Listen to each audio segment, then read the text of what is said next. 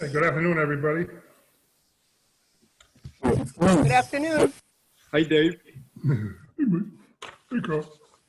Hey, John. How you doing, Dave? Okay. So let's start this. Barb, you got it? It's, what time is it? 4:07? Yep. Just an introduction. My name is Dave McDonald, Chairman of the Sewer Commission. I'd like to do a roll call to confirm that all the members are here to participate and they can hear me. As a member, when I state your name, please affirm that you're here. Michael Knowles, Here. John Reynolds, Here. Brett Ramson. Brett? Hold on. Muted. You gotta unmute yourself. Can you hear me? Brett, you gotta hit the mute button. It's mute. Doesn't show that it's on. Nope. Oops. Oh, yeah. How about now, Dave? There you go. We got you. Welcome back. Here. Hey, Carl, Finishing my roll call. Go ahead. Carl, can we hear you? Kyle's got microphone problems. Yeah, Carl, we can't hear you. You gotta get this fixed.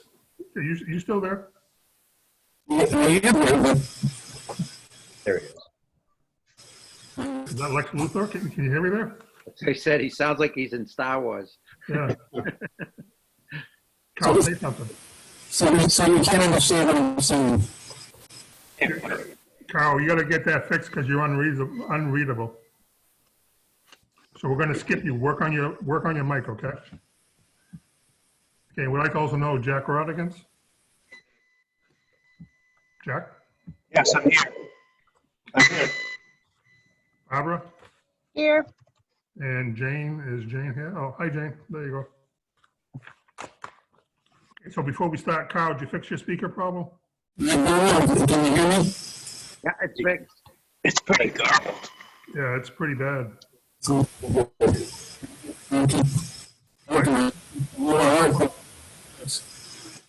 to hop off and come back on? Try that? Sure. Yeah, why don't you hop off and come back on?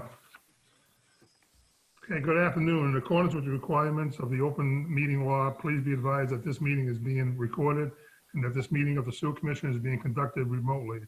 The town of Lunenburg, in response to the COVID-19 virus, is currently following the guidance from the Lunenburg Board of Health, Massachusetts Department of Public Health, and the CDC regarding the virus and steps committees can take to prevent the spread of the town facilities and currently closed to the public. In accordance to the governor's orders, suspended certain provisions of the open meeting law, all public meetings are being conducted remotely, in order to which we can find where you can find posted on the town website on the COVID-19 Information Center page, assessed through the town manager's webpage, allow public bodies to meet entirely remotely as long as reasonable public access is afforded so that the public can follow along and deliberate at the meetings.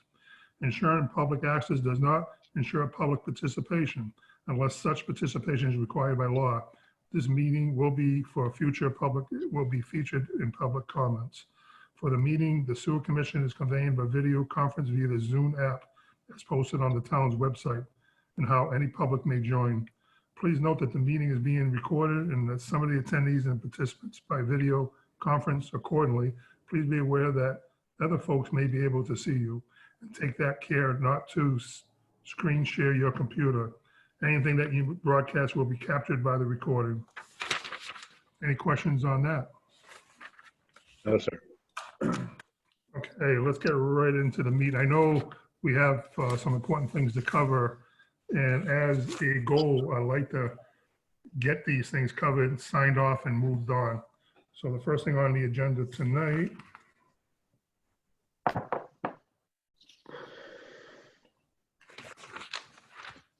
is announcements. And one of the announcements I like to make, and Carl, you back? Carl? Carl, we can see you. Can you hear us? Carl? Derek, can you hear me? There you go. There you go. Better. What'd you Thank do? You all connected? I don't know what I did the first time. I don't know how I did that next time. Okay, The mic settings were messed up. all right, keep it going just in case. Let's get right into the announcements. The announcements during this time, the COVID-19, we hope that everyone is safe and sound. Barbara, why don't you talk about the change in irrigation meters? Just taking advantage of public broadcasting, basically, that just to remind our irrigation meter customers that the policy that went into effect August 1st of 2019 has a deadline of July 1st, 2020. In order to continue to participate in the credit program, you need to swap out your meter with one that's able to be read by radio. Anybody have any questions on that? Okay, let's go right into public comment. Public comment, I'm going, again, through the chair, I'm going to go down through each of you for public comment. And I'd like to start that off. I'm going to go with my screen the way it's set up. So don't be offended where you are, but I'm going with the screen. And right now we got Mike Nault going first. Mike, do you have any public comment? Nope. John? No, Brett? I do not. Carl? No, thank you. Jack? No, thank you.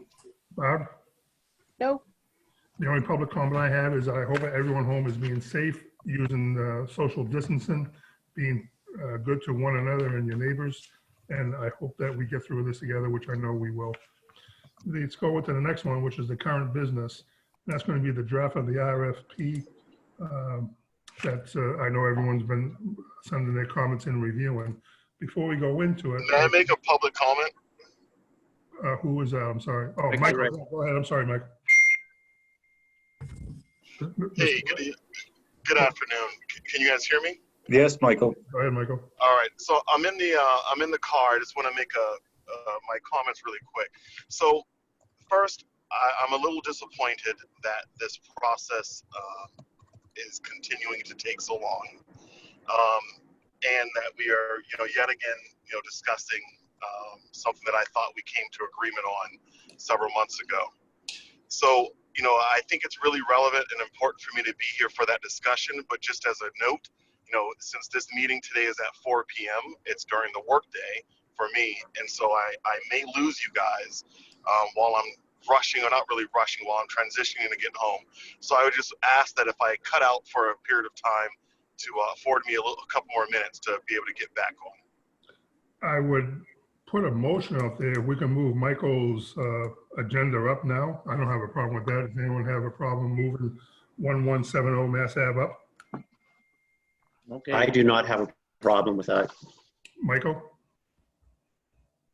I'm good. I have no problem with that. Okay, hold on, Michael Ray. Mike, no problem. No problem. Brett? No problem at all. Carl? Nope, no problem. Okay, let's move Michael Ray's agenda up. In a nutshell, Michael, I understand your concerns. One of the things that happened was there was some questions after. We're going to end that right now as far as making a decision on 1170 Mass Ave.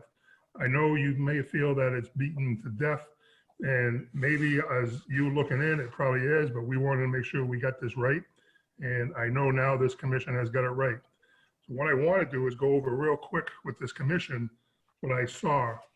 And the motion that we made that night of, was that February? I forget when we made the initial March. Bob, do you remember the date that we did that meeting? February 10th, 11th, 11th. February 11th. We left that knowing that we're going to keep 1170 in the sewer district. We talked about what to do with the easement. We asked the attorney what they wanted to do. We took a vote. It was challenged by another member of the sewer commission the following week, and we went back to the attorney to get some clarification. We got that clarification now. I'd like to look at that clarification. Has everyone saw the letter back from the attorney? And again, we'll start with Mike. Yes, You I saw did. that, attorney? Yes, I did. Okay, John, Yes. Brett, I did see it. Yep. Carl? Yes, there are actually two committee, I think both. Okay, after looking at that, I like to put I like to get up there and put this to bed. I think what we should do is if someone can give me a motion to accept the lawyer's letter, send it over to Michael Ray with the provision. Michael, can you hear me? I hope you can. Michael? Yes, I can hear you. Okay, I want to send it over to Michael with the provision as outlined by our attorney, stating that the property will stay in the sewer district. And if Michael ever wants to have sewer and try to go over the abatement, you would have to come back to future commissions. And that could be tomorrow, or it could be 20 years from now. But after this is done, it would be the same deal that we talked about back on the 17th. Does everyone understand it the way I just explained it? Mike? Yes, I do. John? Yes. Brett? Yes. And Carl? Go ahead, Carl. Yeah, I understand it. There, the only thing in the, I believe you're talking about the MOU, Dave? Yes. MOU and deed restriction. Just to point out that the legal had noted concern in that MOU about the decision to leave it in the sewer service area, that he felt it was perhaps contradictory, but he left it up to us. So just want to make clear that if we go with it as it is, we can do that, but it's not exactly what the legal had suggested we consider. Again, my recommendation was leave 1170 Mass Ave in the sewer district. Let Michael Ray sign the documents that we gave over and call it a day and move on. We got other things to worry about. That would be my recommendation, but I would like to have somebody make a motion towards that. David? Barbara, go ahead, Bob, I'm sorry. I did hear from council that the council does not want the commission to vote on the memorandum or the restriction until Michael Ray has approved it. That's correct, but we also have to do a motion to get it to Michael Ray. So I think right now, we're all in, after the motion's done, I just want to make sure that we're all on the same page, and it's up to Michael Ray to take it from there. So if he doesn't approve it, go ahead, Bob. Can I just, we still have a motion semi on the table from the last meeting, and that was Carl's motion was tabled until this one, and I thought we should probably close that one out. I think what Carl's motion was to go back and bring it to the attorney, if I'm not mistaken. Carl, you got your hand raised?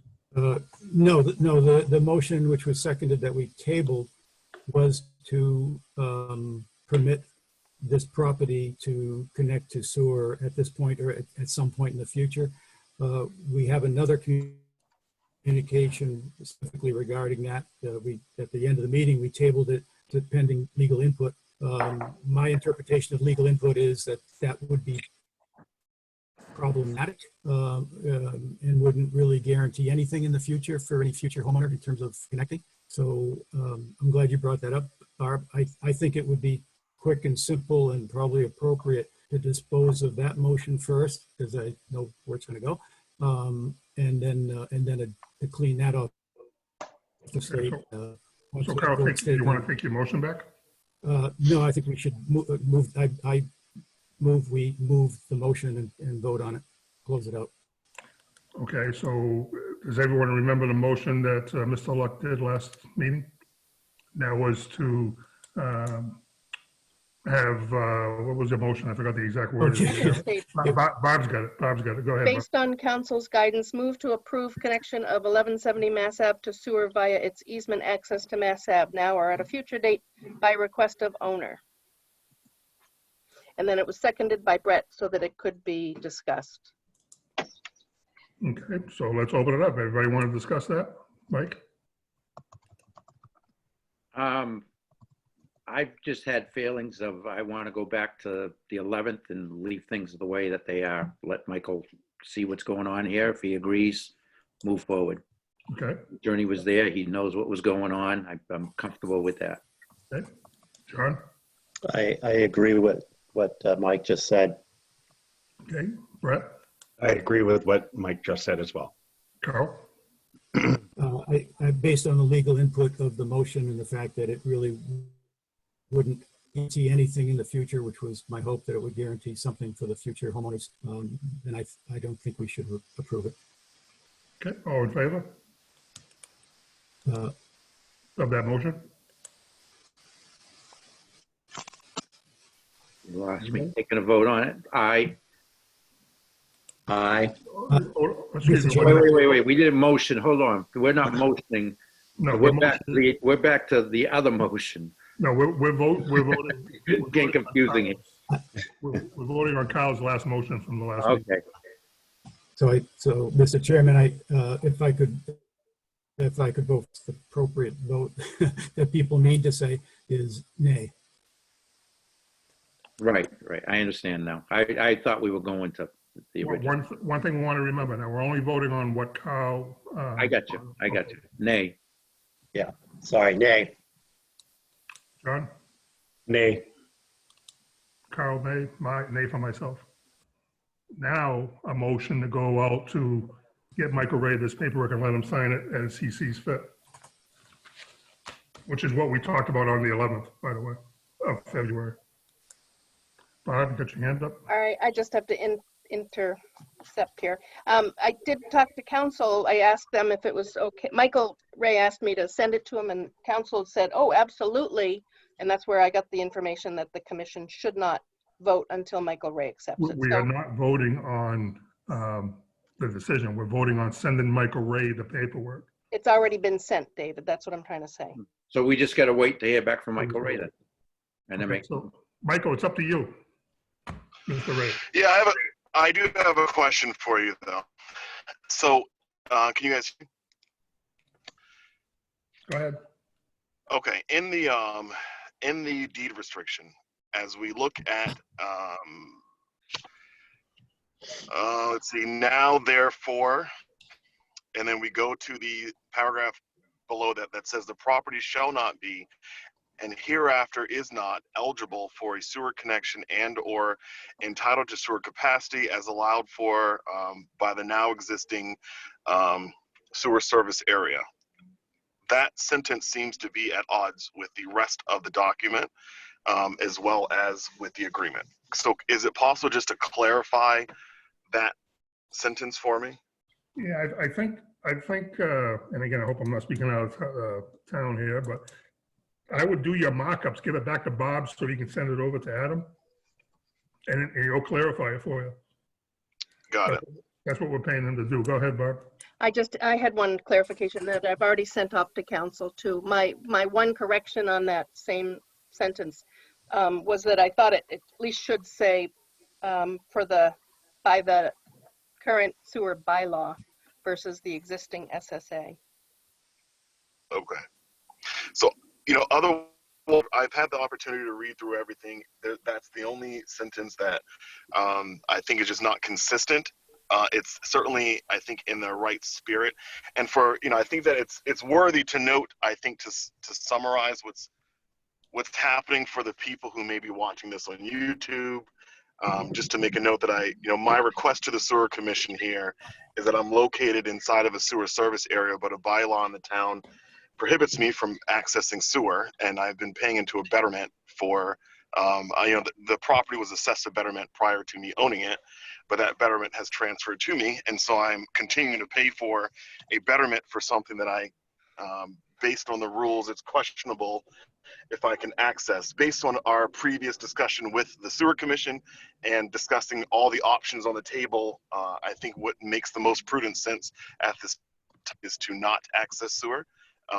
And so, my understanding is that the agreement that we came up with was such that, I would not sue the town for any kind of money back, that the sewer commission gets to hold all the funds that they've received for this, and that in the meantime, we'll just agree that if at some point in the future, if me or whoever subsequently owns a property just would like to connect to the sewer service area, and if it's consistent with the bylaws at that time, that would be allowable, plus whatever monies, would be due for betterment. So I just want to, just to clarify that, I think that the documents I've been given are consistent with that, with the exception of this one area. So I will send you guys an email back and get that to you guys. My recommendation, Michael, is to work with Barbara, send her over your red light items, talk to the attorney and get it squared away. But in a nutshell, that's exactly what happened. Your area, because of the easement, even though it's in the sewer district, not really eligible for sewer right now. So hopefully that can change in the future. Sorry it took an extra month or so. But like I said, this commission wanted to get it right, and I think we did. So best of luck to you, my friend. And I appreciate, it's a little frustrating, I think, as always, for a resident when, you want something done yesterday, right? But I do appreciate the diligence that you guys have put into this. Certainly, I know that you guys are all very focused, capable, and detailed when it comes to the work in front of you. So thank you. All right, so one more question I want to do before you hang up, Michael. So Bob, if we got this right, he's got the paperwork. He's going to work it out with you. You're going to bring it back at some later date just for a final approval so we can put this to bed and move on. Is that correct? I did have, like, the signature blocks are incorrect. I had a couple questions. So when there's a final document, we'll get it to Michael Ray. If he accepts it, we'll bring it back to the commission.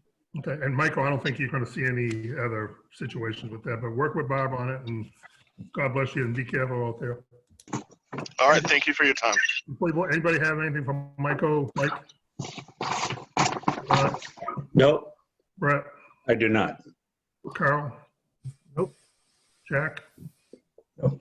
Okay, Michael, thank you. Stay safe, Michael. All right, thank you. Thank you. Okay. Now, let's go to the new RFP. Last week, just want to give you some background. Last week, when we talked about this, we know that Jack and Bob secured a new company to handle our services for the next few months. And again, I think we thanked them enough last week for what they're doing. And Jack, how was that working out so far before we go on? They working out good? Lots of, yeah, it's working out well. Lots of communication with Al, lots of phone calls. Great. And Bob, with you too? Yep, from my vantage point, Jack's been the one mostly communicating. We've gotten some invoices already for repairs that he's done, so all is well. Okay. The thing that we talked about last week was our regular contract, which we did 7 years ago, back in 2003, 2004. And I know last week we were talking, we have to come up with a new RFP to take a lot of the gray areas out of it. Well, looking at that over the week and really looking at what SWS done over the last few years, and I'm not going back 7 years, I'm going back a few years, is what did SWS do for their contract that they got paid quite well for, and then charge us for things after? I thought, geez, we're kind of overpaying SWS in one point because they're billing us for other things on the side. So I called Jack and said, if you remember last week, Jack brought up the contract for the hourly service. And we can't do that in our business. You can't do a contract by an hour. It just doesn't make sense. It's very hard to budget. I said to Jack, what do you think about taking something as a base contract and then going hourly after that? So we looked at that and we just started throwing some numbers around. Jack, I'm going to let you explain the final results. And everybody got a copy of the draft for the hourly. It's called Scope of Services. Yeah. Did everybody see that? Everybody got that? Scope of services. Yeah. Yeah. And there's a date on the top that says 4/22. Everybody got that? Yes, sir. Top right-hand side. All good. This is draft form, and we're gonna dicker around a little bit here or there, but I think it came out pretty good. It needs to be cleaned up. I think everybody knows that, right, Bob? Yes. Does anyone want the either the clean copy that you all received or the tracked copy up on the screen, or is it? I also just sent it to everyone so that you have the tracking of where the changes were. There's some discrepancies, but from the people inputting. I think what we'll do, Bob, let Jack go over this, what we have that everybody has a copy of. Okay. But after this meeting, starting next meeting, we really can't get stuff last minute. We need to have this stuff all ready. I know things are happening.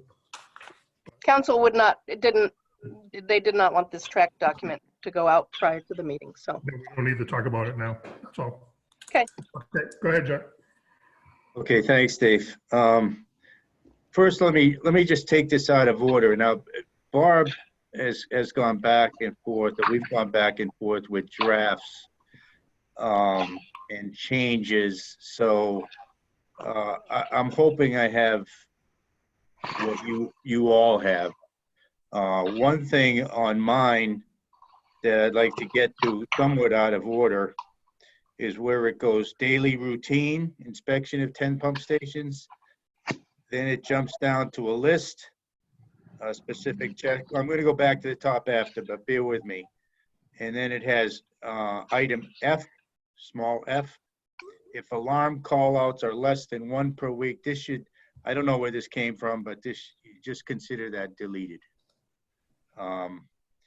And now we can start probably up at the top.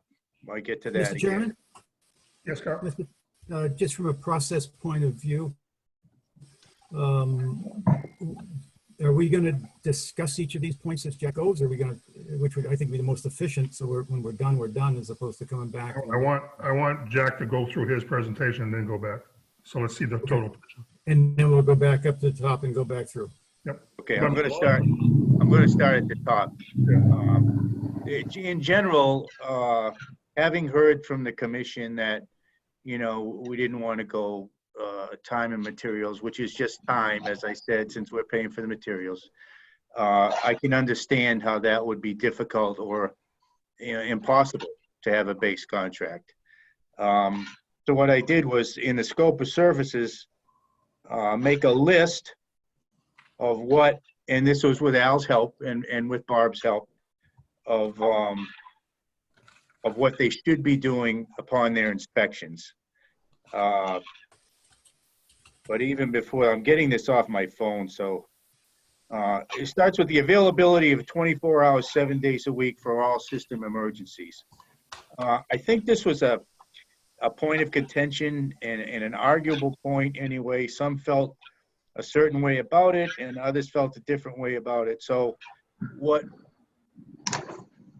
I'm defining it as, and again, this is a draft, so you can tweak it as you like, is that they have somebody on the dialer. The dialer has 3 numbers. They have some number on that dialer that somebody is available to answer and act 24 hours a day, 7 days a week. That's the 24/7 service. That does not include doing anything except being available 24/7, 365, Mondays, Fridays, holidays, Christmas, anything. And then it says what they, you know, not limited to, and those things which they are responsible for.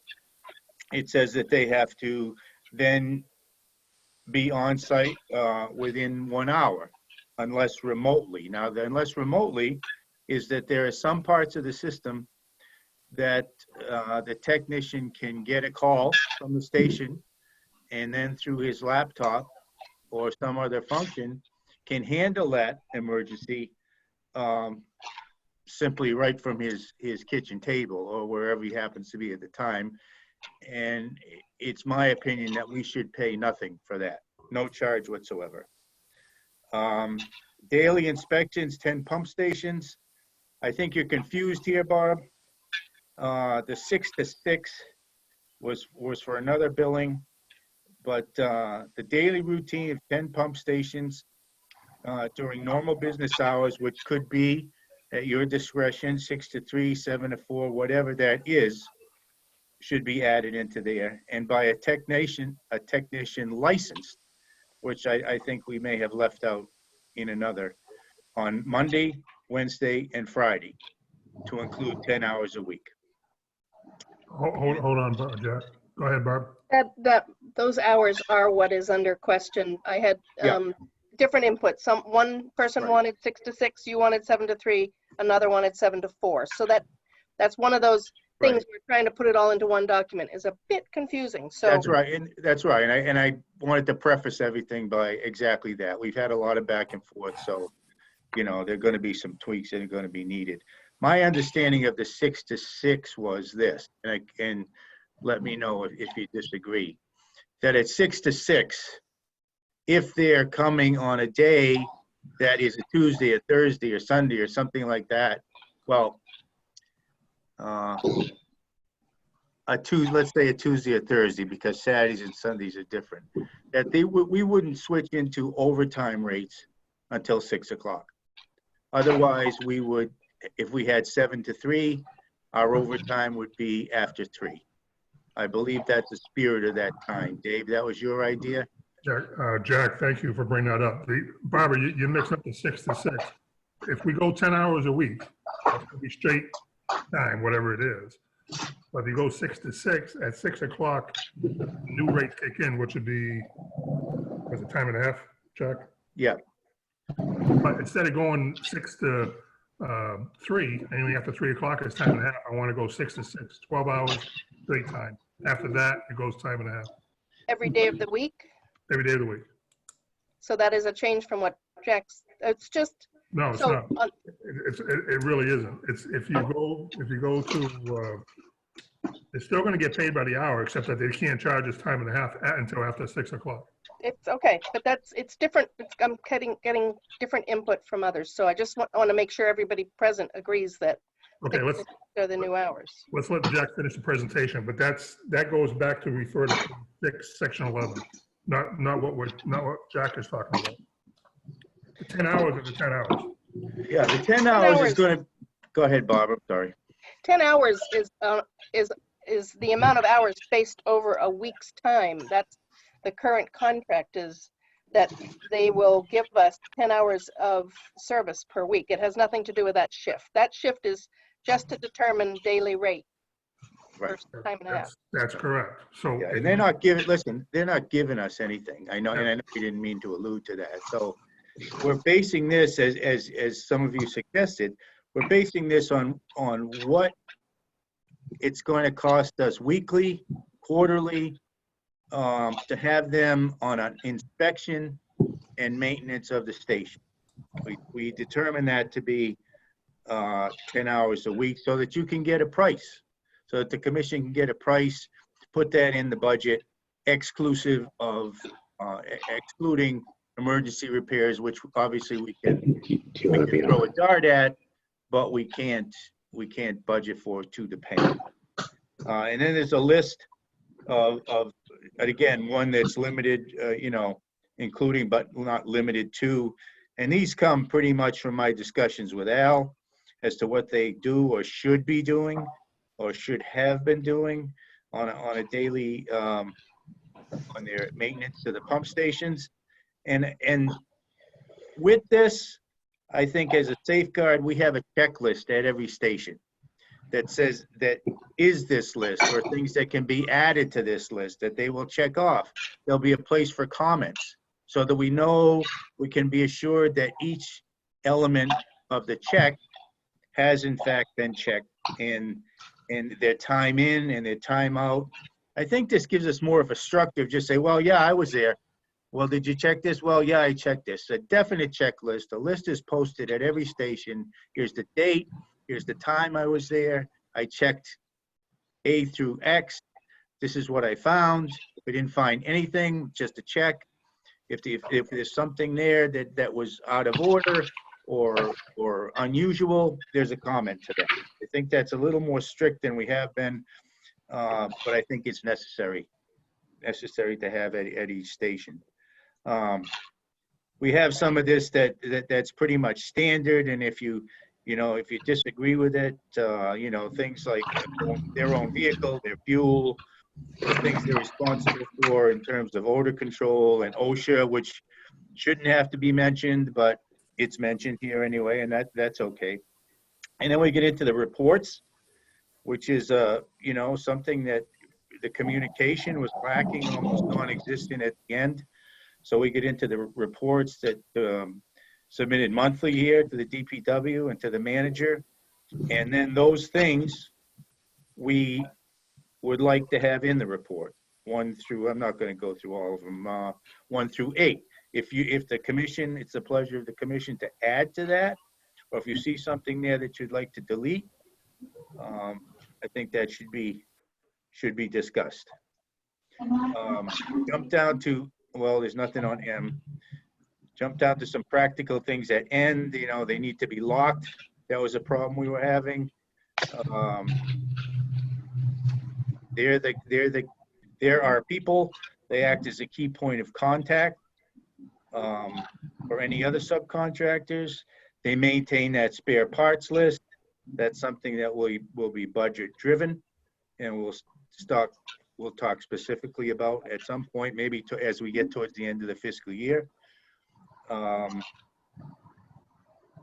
Then we get into those things about emergency purchase and advance notice. And this is really, I don't mean to oversimplify it, but what this is a day where something happens. We have a rapport with the technician. The technician knows something has to be done. Let's say, for example, it's a $500 item. He just goes ahead and he does it. He gets the part and he does it. But as a courtesy, calls this office and speaks to me or speaks to Barbara, so that we can track that before we get the invoice. If it's something over that it's also an emergency, well, he has to initiate the action because we can't turn down the emergency, but at the same time, he has to let us know ASAP. I don't want to know at 3 o'clock in the morning, but certainly at 6 o'clock in the morning gives me time to get involved. Anything of a large amount of money that is not an emergency will be consistent with the other RFP. That will be, hey, we're looking at replacing this pump. This is the status. This is why. This is the wherefores. This is the lead time. It's going to be $14,000. That gives me a chance to go to you and plead my case and say, listen, folks, this is what you have to expect. This is why you should expect it. It's a big money item, and then we can have that discussion. Nobody likes to be ambushed. None of you, me, in terms of a big invoice, which was happening on a regular basis. This way we'll know what's coming down the pipe here. I lost it. I just lost my, Jack, I We're think on you're on like page Q. 2. excuse me? We're on letter Q. Oh, here it is. Here it is. Important timely issues, technician, inspection, and documentation.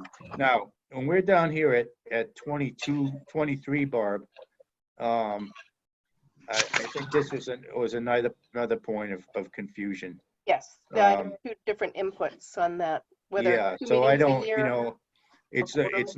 it's not mine, so I'm not going to suggest that we do this. If I thought we should have done this, then I would have added it. So it's a point of discussion. Well, it actually starts with 22.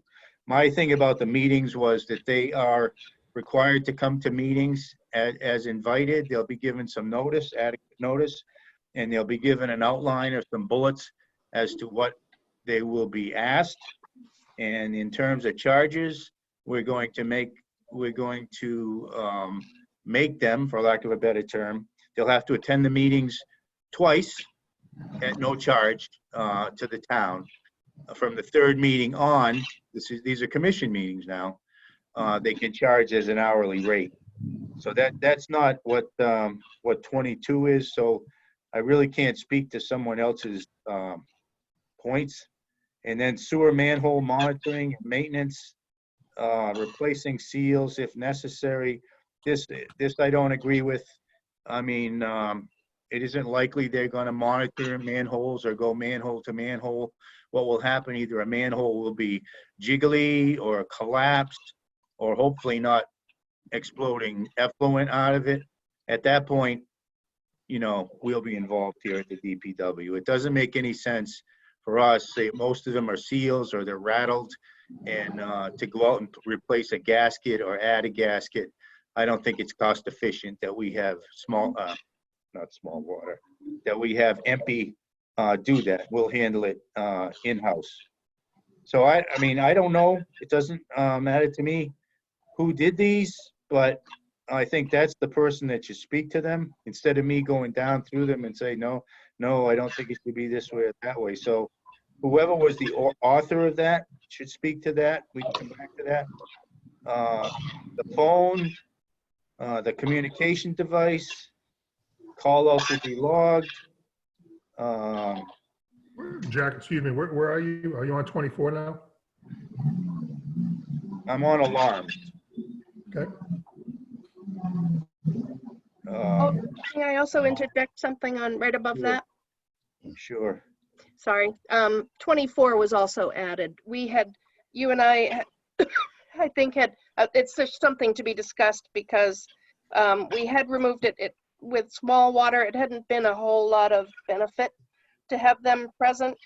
So we had actually removed that. So that is another topic of conversation. Okay, yeah, I mean, it just, our stance on that, Barb, or at least mine, I think yours was too, in the discussion, was that we have a valued vendor in flow assessment.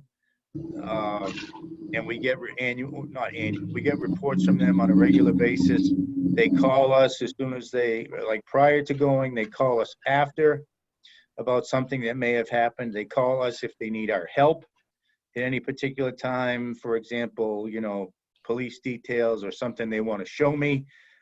I don't see the value of having someone from having our technician there at $100+ an hour to look at what they're doing on a regular basis unless it's something unusual. But that's, again, that's my opinion, and somebody else can speak to that.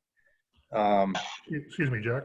Yep. Before you move on, what I want your commissioners to do as Jack's going through this, make your notes of what you have questions on, because I'm going to go back to each one of you individually and ask you your questions on this contract. So Yeah, right well, some of the, like I said, Dave, some of these are, people's respectful to people's suggestion. It's just that I have to skip over them because I don't know who wrote them or what their rationale was. No, but that's okay. Everyone's going to have Okay. a shot to, and again, I have another meeting at 6, so I want you to. Yeah, well, that's why all right, I'll get through it. This one now, down to alarms, what I don't understand about this particular one is best efforts will be used to keep both pumps operational at all times. Yes, I mean, that's process. I would say, hope so. But as long as one pump is available and operating correctly, repairs of the second pump can be scheduled to the next regular working day. That's correct. They'll get called out for an alarm. We may have to have a response to the alarm. And by the way, we don't pay mileage and we don't pay until the technician is in Lunenburg working. This is kind of a specific case, but I do understand the rationale. Yeah, if we can limp on one pump and start working during the next business day during regular hours, that's a good piece of it there. Email notification, DPW, their business. This is going to happen on a regular basis. DPW notified next business day. There's going to be a direct line of communication, which there was not with Swiss. Hey, Jack, where are you? What page are you on now? I'm now on repairs. Page 4? I don't have pages on my phone, but Oh, Page 4, page 4. emergency repairs, yes. I mean, if you get a chance to pick up the phone, it's something besides 1, 2, 3 in the morning when I'd rather not get a call, particularly if it's a minor repair. If it's an emergency, do it. Call me up at 5, 6 o'clock in the morning. Let me know what you did. It's fixed. Great. That's covered here in next business day, and it doesn't have to be next business day. I think that ought to be stricken, because if the next business day is a Monday and it happens on a Friday, I should know on a Saturday. All of the repairs, hourly rate approved. I'm not sure. This is a little gray and a little bit redundant. I think we make clear what's emergencies and what's approved. We make that pretty clear in the RFP, that you're going to do something that's an emergency. You're going to do it. You're going to let me know ASAP, regardless of the value, whether it's $100 or $1,000 or more. But if it's an emergency, it's got to be done. You just got to get me involved in it as soon as possible in order to make that clear to you and have the rationale and oversee something that's very expensive. Billed at a time and material. Well, we keep saying time and material. It's billed at an hourly rate because we are either going to establish accounts at different places, and to the full extent possible, they're going to charge through directly to the town in order for us not to incur markups. So we'll have accounts in every place, Rocky's Hardware, the pump place, all those places where we buy things, where they have to buy things. They'll go in, they'll sign, they'll note the repair, and we'll get the bill. So it should avoid the markups. To avoid excessive callouts, regular station maintenance will be formed at saying, if they're on a Monday and it's some sort of emergency repair, then we're going to pay for the emergency repair, even if it's between 7 to 3. This is something I want to be clear. 7 to 3 or the 6 to 6 or whatever we note on Monday, Wednesday, and Friday is for inspection and maintenance. If there's a repair to be made, we need to pay extra for that. The exterior maintenance is pretty simple. This is just to cover us. The thing that sticks in my mind is that snow shoveling, which is pretty irritating. But one thing I need you to know, there are certain things that come up in the budget and what the town owes the sewer and what the sewer owes the town. Just understand that the lawn mowing and the weed control will be done by the town. There may be times when we have to hire a vendor to do it. We'll hire that, and then you'll have to pay the vendor. But to the extent that the town can do it and no charge to the sewer commission, I'd like to continue that. Snow removal is and always has been done by the town. I think you need to understand that there's a value to that, but we're not going to charge for it. Shoveling is needed will be done by the contractor. This is to avoid that 10-foot path into the pump station that we were charged for. He's going to communicate with me. I can't get in. We'll go over and plow them out. We even put in here that we're not going to be charged fees for any snow removal. And then the practical station, we know a storm comes. We like them to lock the stations, but in the event that we know there's a storm, simple housekeeping, leave the gates open so we can get in there and plow. Annual reporting, contract. I'm reading this because I don't know what's mine and what's not. That entire section is someone else. Okay, so I'm going to jump over that. Meetings, attend sewer meetings regularly to clear operational reports. It would be at the discretion, I am going to comment on this, of the commission as to when we would like them to come in. My suggestion in my RFP draft is that they come in twice a year on their own dime. Everything after that, we get charged an hourly fee for the length of the meeting. I don't think we're randomly calling them in all the time, but this safeguards them from doing anything at no charge, although they'll do 2 meetings for no charge. Ample notice, I think that's only a courtesy. Topics of discussion, and then this is not mine either. So specific documents, both parties, extraordinary cases, extensive labor. You know what? When I read this kind of stuff, and pardon me, I don't know who wrote it, but when I read this kind of stuff and I see words like extensive, it makes me think of major and minor, major repairs, minor repairs, and we get into a jam on that. So as we go through these items that somebody spent good time to put in, I think I'd like to eliminate to the extent we can any gray areas. Well, was this extensive or was that not extensive? Something we need to talk about. Labor hours, repairs beyond 10 hours will be billed that are not maintenance. That's correct. When the contractor is present to open up for the generators, yeah, he may have to get in. One thing about the generator issue is that even though we're going to put out a separate RFP, we have to have good communication between the technician and the generator people, because our technician will get the alarm and he'll have to communicate that to me as well as to the generator repair person. So he's got to be involved in that, but he doesn't have to look over their shoulder for 3 or 4 or 5 hours and charges for that while we're already paying the generator people.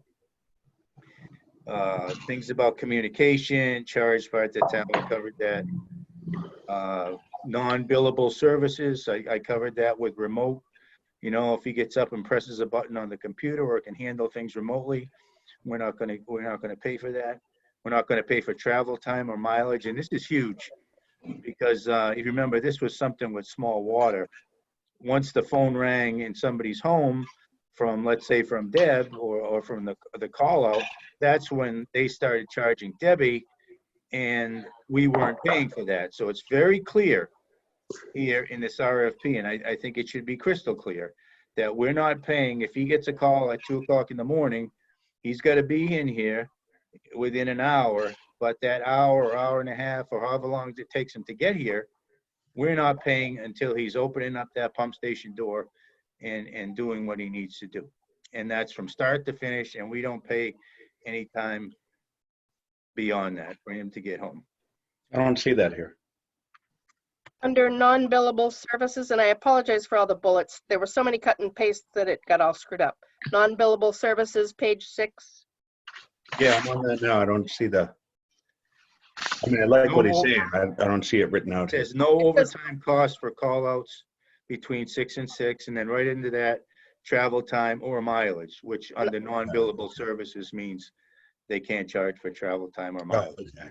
Got it. And I was just going to put in travel or time or mileage is not billable. Hourly rates begin Yeah, upon well, you arrival. already, yeah. It's No, the I'm same. just It's typing it already, now. it's already outlined as non-billable, so if it needs to Yep. be made clearer, we can. Continue. Thank you. And then you've got the pay rates, which I can barely see on the phone. And this is where it comes into play, 6 to 6. Dave's suggestion is, and I don't disagree with him, that overtime shouldn't click in until after 6.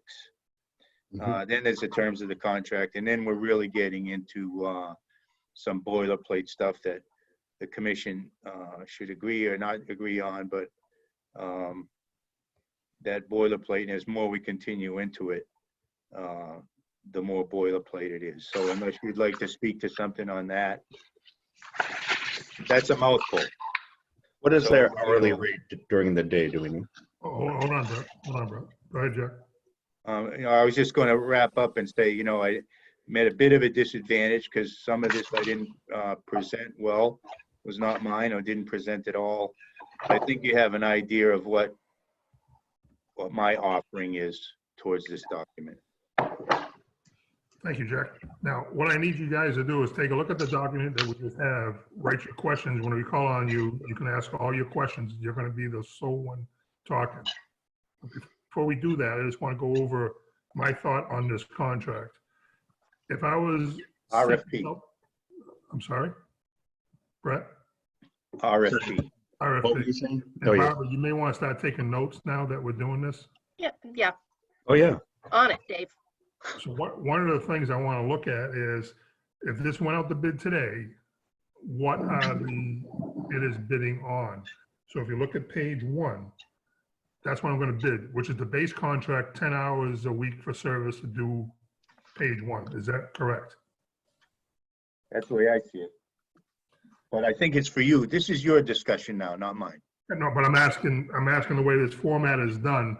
We need to know what's going out to bid and what they're bidding on. And the 10 hours service, they're going to be really doing what's on page 1. All the other stuff that we have is done by the hourly basis. That would fall under scope of work after. You'd have 2 parts of this contract. One is the hourly rates. This is what you're going to do for the 10 hours, which is maintenance, the pumps and blah, blah, blah. Then the rest of the scope of responsibility is this. So extraordinary, disastrous, it doesn't matter. They're there to fix the problems. It's as simple as that. Is that correct? Am I on the right track here? That's what I'm taking from it as well. But Yeah. So let's go around the room, but my concerns would be the scope of work, what's covered under the contract and what's covered under those 10 hours. Now, if you look at the system, what SWS is doing, I think the 10 hours would be more than enough to do preventative maintenance on the system. Again, that's the other thing I look at. But the whole idea was, If you don't do preventative maintenance, you got issues coming along the way, and you get a chance to get banned. And I think that's what's been happening over the last year. And again, that's your guys' thoughts. I'd like to turn it over now to Mike, and Mike, you give your comments on this. And again, we'll give you guys a few minutes each. Go ahead, Mike. I would like to say that, first of all, I think that we basically, this contract started getting too complicated. So when anything that ever came into play, there was a question. How do we pay for this? Who pays for this? How is it done? I like the fact, from what I can see here for the most, okay, we're trying to simplify it. We're giving them 10 hours, 3 days a week, specifically what they're going to be doing. We fully understand and expect all those inspections to be done for whatever they bid it for in that 10 hours. That's it. Now, from there forward, anything that comes in a question, whether it be an alarm went off, whether it be, pump needs replaced, I think this is on the right track to outline all that. So there's no more gray areas. It's simple, straightforward. So starting on page 1, other than taking the 6 to 6 out of there, because that's dealt with further on in the contract. I agree with page 1. Page 2, same thing. I'm pretty much right through with what they're asking, everything through there. When we get into 22, the meetings, my personal feeling is twice a year is plenty to hear from them. But if we want to call them in a third time or a fourth time, they should get paid. We should have them on there. So I think that's fine. I believe it's written here as quarterly. I think twice a year is all we need. 23, I take it right out as far as I'm concerned. We hire flow assessments. I've had the pleasure of working with flow assessments in the past. SWS was there. Honestly, there was no reason for them to be there. Flow assessments did their job. They were thorough. They always cleaned. They always did a great job. I think that if for whatever reason we have to call the new contractor in, then it's billable hours, if for whatever reason. This alarms under A, I guess I have a question mark on that, because to me, if there is an alarm, not during that 10-hour period, it's billable. It's going to be a billable item. Page 4. Mike, can I ask a question? Sure. As far as if it's remotely handled, is that No, billable? remotely handled, I agree. That should be no charge. That's Okay. something they can take care of. They have to physically show up. Right, okay, Depending on when it is, it falls under the contract of what hour they're doing it. okay. All this, the reports and all that, I'd say just wipe it right out of it. Once again, the meetings, a meeting with Jack and a weekly meeting with the business manager. I think as long as there's open communications, I think we're overthinking it. I don't think we need that.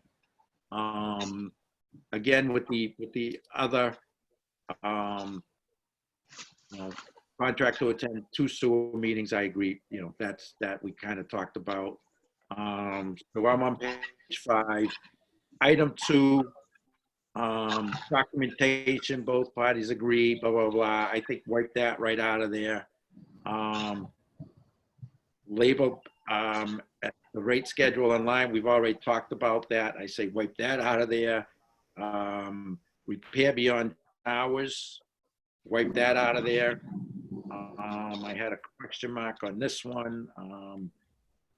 Subcontractor labor. In cases of extensive cost, blah, blah, blah, I think that's repetitious. I think we've already got that in there in another spot that they'll communicate with Jack. Then that's it. I guess the only thing I have is on we were talking the daily rates and them to fill in the blanks, I believe, for what they're going to be charging. We've got it 6 to 6 at no charge. I'm sure that's just a typo because between 6 and 6, their regular hours would be affected. And I think that's it. That's my. Good. Barbara, do you have all that? You have Mike. You two Are you getting all that, Bob? I'm waiting for 4 more people to weigh in. So yeah, I got it, Mike. But those are all good points, and Mike, thank you very much. And again, going back to the 6 to 6, what that is only a time frame to keep it from going into time and a half. Oh, I get it. I fully get that. Right. It has nothing to do with, but you know what? I don't see the rates. Are they in here somewhere? I don't think so. I have to fill that in. That's their submittal. That'll be, I can put $10 an hour if they want. That'll make me happy. Okay. So before we go on to John, just to clear a couple things, the hourly rate, and again, looking at what it is, and Jack, hold me if I'm wrong, is it like 110 bucks an hour for regular time? Is that correct? Well, that's what they did submit a timesheet, a rate sheet for this interim contract. So we do Okay. have that. The reason why it's empty is obviously because anybody who bids it will put in their own time. Correct. The way we looked at it, guys, and before we go to John, is that if you take a look at the basic contract for the 10 hours a week times, I think we budgeted out at 110 an hour, or whatever it was, it comes up to like 50-something thousand dollars a year, 40-something thousand. So the bids, when they go out to bid, it's going to be somewhere between, I would say 30 to 50 or 55. It all depends on what the companies do. So keep that in mind. That's what you're paying for the year. John, you're up. Okay. Overall, I like the idea that we've got the 10 hours in 3 days. I mean, it's pretty defined. That's maintenance.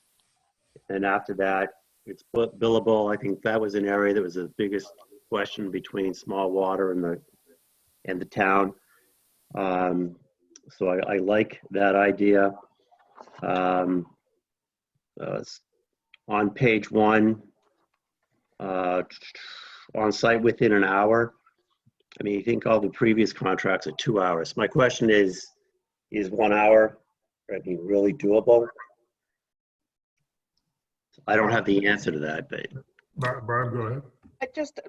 for clarification, I think with empty, we agreed that it was a 1 hour, within 1 hour, they would respond to an alarm call out, whether it can be. An alarm call out, sure, but Right. I think this is implying that they. Correct. Yeah. So it was alarm for 1 hour and then on-site was 2. But that Okay. was conflicting, again, input. So you're seeing it's a mishmash. So Right, maybe, right. maybe, John, you're bringing up a point. Maybe we should change that to 2-hour response to be on site. Well,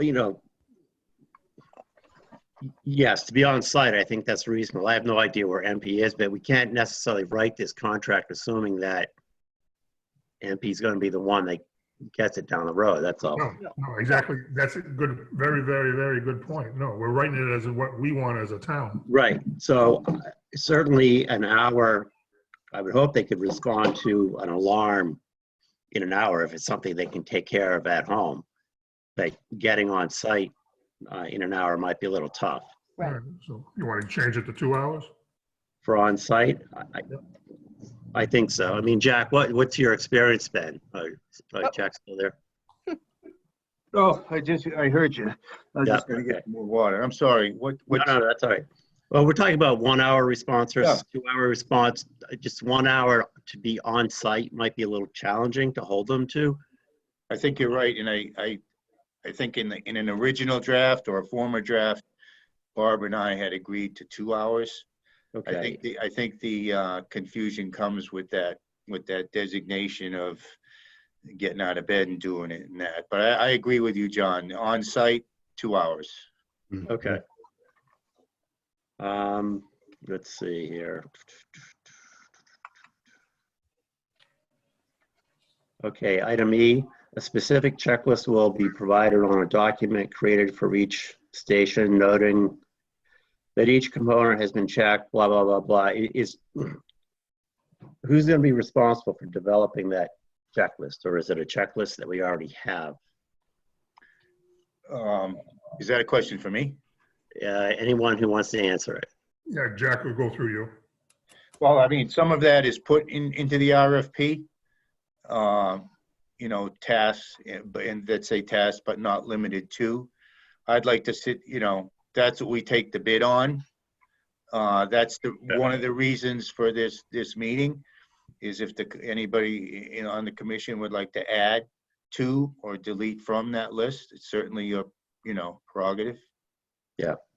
I mean, I guess when it comes to a checklist like that, and I don't know where this is, Wright Pierce was doing that maintenance, looking at the maintenance plan for us. I don't know where that is. But I think we can be flexible with that as to what ends up on it. Yeah. Certainly, you know, with Al doing the work, I'm not worried about it. But again, you know, we're not writing the contract for empty. All right, page 2, I don't really have any issues with. Under repairs, we talked about next business day, that if it happens on a Friday, maybe a Monday might be a little too long for certain issues. So I would like to remove next business day. Agreed. Which As one? long you as got, it's John, which one? you got? page 4 under repairs, paragraph 22. Yeah, I got it. Section one. Yep. Just get rid of next business day. Just how about next day, Yeah, I Have see. it next day. right? Yes, yes. You know, if there's an overflow at one of the pump stations on a Friday, I think Jack would rather find out about it on a Saturday than a Monday. Agreed. Reports. The way this is written, I think it is a little cumbersome. I guess that one I need a little more time to think about what I would want from them for reports. But my original going through this is something that the contractor should do, or is this something the DPW should put together? You know, an annual report. I think that's a DPW job. I think that's us. Right, or the sewer commission. Yeah. I think that might be putting a little too much burden on the contractor. Let's see, meetings. Excuse me, John, 1 second. What we Sure. should do as a commission is, once this is done, we as a commission should write up our own policies, procedures, and handbooks so that future commissions are all working the same page, and that would include forms, everything that we use. And that's something that we'll start working on after we get through this. Okay, Okay. Especially being on Exactly. Zoom, yeah. okay, as far as meetings go, yeah, I think in this document, requiring 2 meetings as part of the bid is good. I think if we end up needing more, I don't have a problem paying the contractor, but I wouldn't want them showing up with 3 people when only 1 person would need to be there. Then we ought to put that in there, that we would pay for a representative. One Right. representative. They can bring whoever they want, but you're right, George. We only got to pay for 1. Yeah. How do you like that? And unless there's a very specific issue and the 2 need to be there, so. Let's see. You know, I feel pretty confident with, you know, our flow meter company. Give us a page. Where are you? I'm sorry, page 3, Page 3. 3 item 24. Okay. You know, I think flow assessment does a pretty good job. I wouldn't mind having a spot check occasionally, whether that's the DPW that does it, or, you know, once in a while the contractor goes there, but I don't think they need to go there for every one. I agree with that. John, hold on one second. Mike, do you agree with that? You work with flow assessment. I went, anytime I worked with them, they were very professional. Yeah. They went the extra mile to make sure everything was right. And I never saw any issue, anything with them trying to, go too fast, do whatever. They were always very thorough. Right. I went around one day with them too, and I it was just one time, but I have no problem with it. But just an occasional spot check. I don't think it needs to be written into the contract. I think it's just something we need to be aware of and maybe think about doing. Well, this is a shot, so think about it, and if you want to put it in, we can, but it's up to you. Well, I certainly don't want to require it for all four. Okay, let's move on then.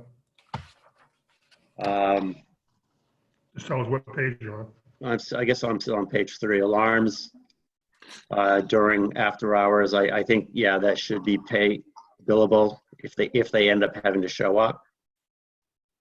And again, under alarms there, again, it goes back to my concern about 1 hour being a little too short a time for someone getting on site, but certainly not short for responding to an alarm remotely. That's a good point. So page 5, labor hours beyond the scope of this contract are billable. I keep going back and forth. Is that going to end up being a gray area? What exactly is beyond the scope? I don't know. I Again, guess it depends on what we end up with a final product. yeah, I think that might be repetitious in this. That might come out, but that's something we'll talk about as we keep on going through. Right. But that's pretty much it. I guess the only other thing is the only mention about generators in this is on page 1 under, I guess it'd be paragraph A. Item I, it just says generator is not functioning properly as for an emergency. I guess it's in there because we're not sure who's going to end up with the generators. Correct. It's kind of hanging there. Yeah, this is going to be a separate RFP, as I understand it. Right. We're going to go separate RFP. Go ahead, Barb. But I think it's in there, I'm not sure which section, but I think it needs to be in there just because if this contractor who successfully bids comes into a station and the generator's not working, it needs to be. Okay. Okay. Then I guess as far as the rate goes, I mean, we'll find out what the rates are going to be. So I guess that's pretty much it for now. Are you on page 6, John? Okay. Yep, the rate's on page 6, yeah. Barb, I know what John's trying to say. I was kind of confused on that too. Maybe we take on page 1, the emergency response maintenance / the generator part of it. Where oh, generator's not functioning properly? Yeah, maybe we put that somewhere. I know what we're trying to accomplish, but it's not a major category. I mean, hopefully that's. Right, it needs to be in here somewhere. Yeah. I'm just like you, Dave, I'm not sure if that's the right place for it. Yeah, I just don't think it's right there. Exactly. Okay. Okay, Brett, you're up. All right, well, That's on page 1. generators are actually the sticking point I wanted to touch on most. And, we separated generators out in contract because we lost Al, because Al, from what I understood, was handling all that before without any problem. Now, Carl was right in the last meeting saying we can't assume Al is always going to be there, moving forward. But I guess my question to Jack right now is, has Al been taken care of since MP took over? Has Al been taking care of the generators thus far since they've taken over temporarily? Yeah, hold on, Brett. Jack, go ahead. That's, Directed to answer Jack. your question, Brett. Taking care of the generators. He has not done any repairs on the generators. We had some extensive repairs just before Swiss checked out and a service and all kinds of charges. So if there's a good part of that, the generators have been running fine. I think more to your question, if something should happen, will Al take care of it? No, he won't. He will call a generator specialist. In this case, he will likely call, in fact, with our discussion, the people that are doing it now, Okay. and they will take care of it. Going forward, we will need a separate RFP, and the only real involvement by the technician is the communication with the generator people, and not to stand there with them, but make sure the repair is done correctly and check it after the fact. Okay, thank you. We won't that get it brings all me- in one package. We won't get it all in one package. Right. And I understand that. I guess my only confusion with that would be on page 2, about a third of the way down, after the list of 7 daily pump station logs, under letter O, it says act as key point for contract for planning, advising, scheduling regular maintenance of pipes, generators, and stations. Yeah, that wasn't Since- mine, Brett, so I can't speak to that. That wasn't I didn't put that in there.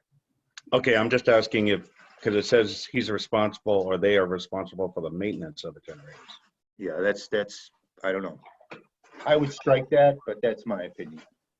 Okay, so if we are, I guess that's what I'm getting at, is if we're gonna RS, do a separate bid for generator service, it probably shouldn't be there. Correct. Well, that's how I feel about it. Okay. And again, This is where just something I wanted to clarify, and we either do or we don't, it sounds like to me. But at the same time, we have someone there that if he's able to take care of it, so far he's able to take care of small generator issues thus far, while during this temporary time. yes, yes.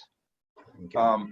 Now, again, I mean, there was some discussion about putting it all in this RFP and allowing the technician or MP or whoever gets the contract to develop a relationship with their own subcontractor, and Mhm. then it would be all in one package. The Right. feelings that I heard were that, and what I believe to be true, is if that's the case, we're gonna suffer a huge markup in anything that's done by the technician. So I'm almost finished with the RFP for the generators, and when I do, I'll submit that to the commission. Similarly, a list, they'll be here once a year or whatever to do this, and then the call outs, the response time, and the reporting, and the communication with the technician and with this office will be in that RFP. I think that's a better deal than putting it in this RFP and suffering the markup. Okay, very good. Then, my opinion I would go with your opinion as well, and I would strike that from this. And that's the letter O. If we could, well, that's my suggestion. That's the letter O, correct, Brett? The letter O? Yes, the letter O, that's correct, yep. Thank you. All right, moving along.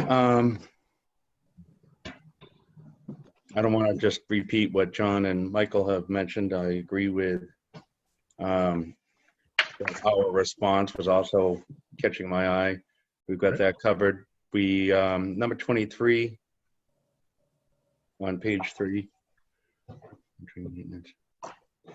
I also agree that this section regarding the manholes, DPW has always handled that, and I think it's right that we should pull that out of the RSP. Okay. Yeah, if I could just, I agree with the meetings. I agree with that the response or the informing of the DPW director should wait till the next morning, day hours. Doesn't have to be 3 a.m., but it shouldn't wait till the next business day. Other than that, I'm on track with John and Mike. Anything else? For me, I'm all set. I'm ready to move on. The couple of points to go back with you, Brett. I agree with you 100%. What our goal would be is to take the generators, do another RFP, take everything out of generators out of this contract that we're looking to send out. So you have a separate generator company that works directly for us and the sub. Now, Jack is also correct that when someone goes to a certain pump station, if there's a problem, and we're going to use Al here as a name, but Al would call the generator company. Is that correct, Jack? Is that going to be the policy? That's the way I propose it. Yeah, he would call, be two calls, one to the generator people to get the repair started, or get the traveling started, and a call to me as well to let me know that, you know, our generator vendor is on his way. Now, there is no right or wrong on this. I'm looking at this also as a business. And the way to do it is hire our own company through an RFP process, keep the markups low, keep the tack on the markups that a company would have to do, and do direct. So basically, in the long run, even though you're paying by the hour, and we ran some numbers, I think it's going to save money at the end of the year. So this is good. Any questions so far before we go to Carl? We will pay by the hour, Dave, but there'll also be pricing on a list similar to that checklist we have for the pump station. Similar, there'll be different tasks, but there will be a list that they'll bid on and a number of services, one or more throughout the year, where they too will have a base price. Correct. And then anything above that will be by the hour as determined by their bid. Okay. All right, so let's go to Mr. Luck. Mr. Luck, remember, I have to go to a meeting at 6 o'clock, so I'd like to get this done tonight. So go ahead. Okay, it's tough. It's a tough process because keeping track of, you know, all the comments the other guys made, and so I'm not gonna be able to really remember everything that was said. So I may miss some things. But starting from the beginning, I'm going to assume, I guess, that anything that is not struck out in this document, that's in the sort of track change document, it hasn't been specifically mentioned, is acceptable. But I would like to mention on the very first, right at the beginning. Excuse me, Carl, can you speak up a little bit? You're getting quiet again. Scope of services. We look at the very first paragraph, scope of services. I just want to make sure everybody notes that we need to pull the maintenance plan into this. John kind of alluded to it, but our maintenance plan has to be part of this document and has to be part of what guides our system operator. And I'll jump ahead. The list is in, or when we finish the maintenance plan, there is a list in there. Whether we agree and it meets this is debatable, but the checklist, so to speak, for each pump station is in the maintenance plan. So it's important we pull the maintenance plan in here. So I just wanted to highlight that. Nobody's mentioned it, but I don't want people to miss important things either. It's a good discussion on generators. I agree with the philosophy and the going forward. Put the word in here. I don't know that it's quite frankly needed because pump stations by definition include the generators. Now maybe they're sitting outside. But I think the generators are basically just another piece of it that the system operator, has to oversee. And like other equipment, if he doesn't work on himself, he's going to pull someone else in. So as long as we pick up that, he has to look at, we have in one of the checklists that they log the generator hours. They check the starting and all those things. So there are some generator tasks in here. So we just need to make sure they're included, if not there, because it's clumsy somewhere else. The inspections, as I said, I think the inspections of each station, we need to, they're pretty much outlined here in a global sense. That each station's a little different perhaps, but I think the maintenance plan is that these inspections or the checklists need to be documented for this supplier or future suppliers. I agree with the concept of the 6 to 6. I don't agree with the Monday, Wednesday, Friday. One of the things that we thought was the start of the downfall for our system reliability here, was that we really needed to have somebody's eye on these stations every day. So that's why I suggest that as a starting point, it's Monday, Tuesday, Wednesday, Friday. And then at a further point, put, an ability to reduce those days to 3 or 4. But I don't think 3 is enough if you don't have Al.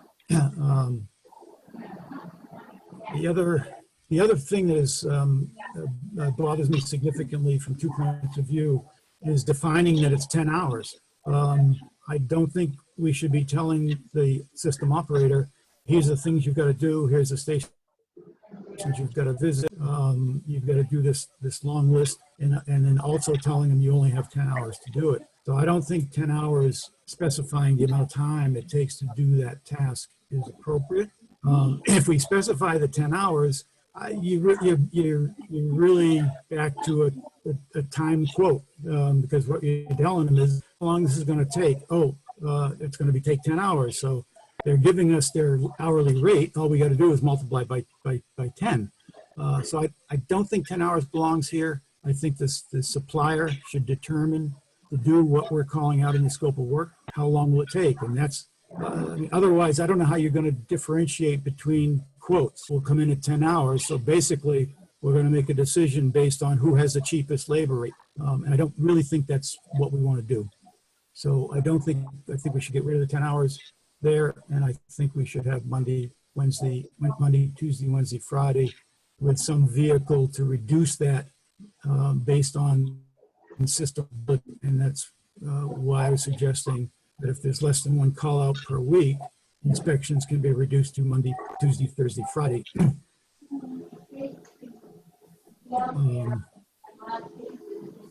down. Anything else? No one mentioned any of the other things. I'm on page 2. Reports in electronic format. I don't think there was any. I'm on K. I don't think there were any concerns about K.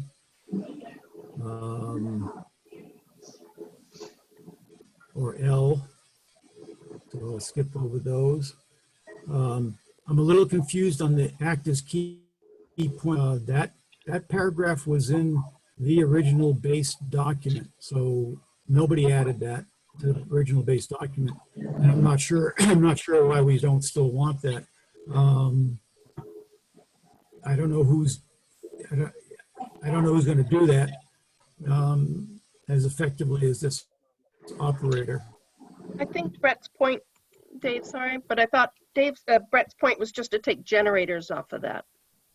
I think we were leaving act as key point in there. Yes. Just take the word generators out. Just take the word generators out. Right. And that's fine. And the station, again, the generator is part of the station in my mind. So, so I have no issue with that. Sorry, I misunderstood, Brett. Just to be clear again, so nobody misses it, we did insert in the QR, I guess it is, the maintenance plan to make sure that the operator is tightly linked to the maintenance plan. I don't remember on the next page comments until we get to sewer manhole monitoring and maintenance. 23 and 24 both being removed at this point. Well, the way this process was, everybody was supposed to make their inputs. No, I'm just saying. I don't recognize that we agreed on really removing or adding anything yet. No, I know. I'm Everybody's just making their saying inputs. what has been discussed. I'm sorry. Okay. Let's discuss. Exactly. Good. Now, you have all those notes, so we all know, and we can go back. But my concern about the sewer manhole monitoring, this was from the original contract. I don't know who's going to do this regularly if this supplier doesn't, if this company doesn't do it. We can't, we can't keep counting on DPW to do all of these things, without, increasing funding or manpower or getting some commitments from DPW of how this is all going to get handled.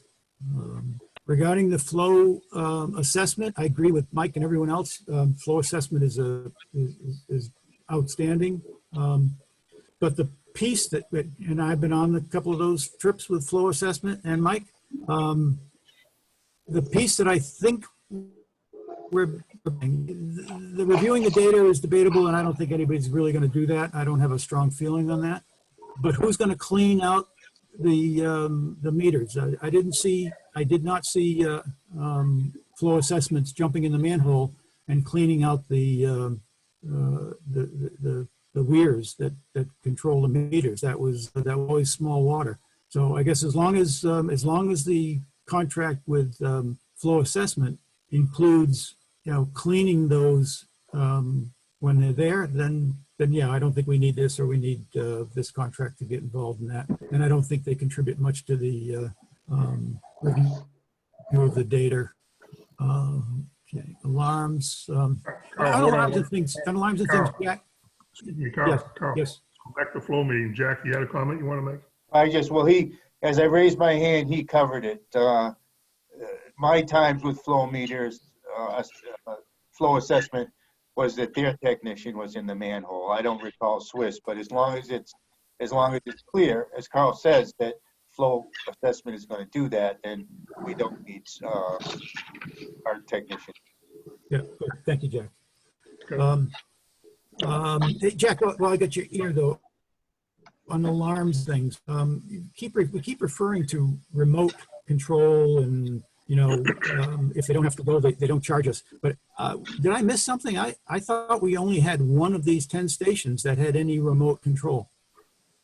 Well, nevertheless, as long as it can be done at home, it can be done at home. I don't want to pay it. Yeah, okay, but I just want to make sure I didn't miss something. There's that one station we have the skater on, but otherwise there is no, other than just, resetting the alarm or ignoring it or something.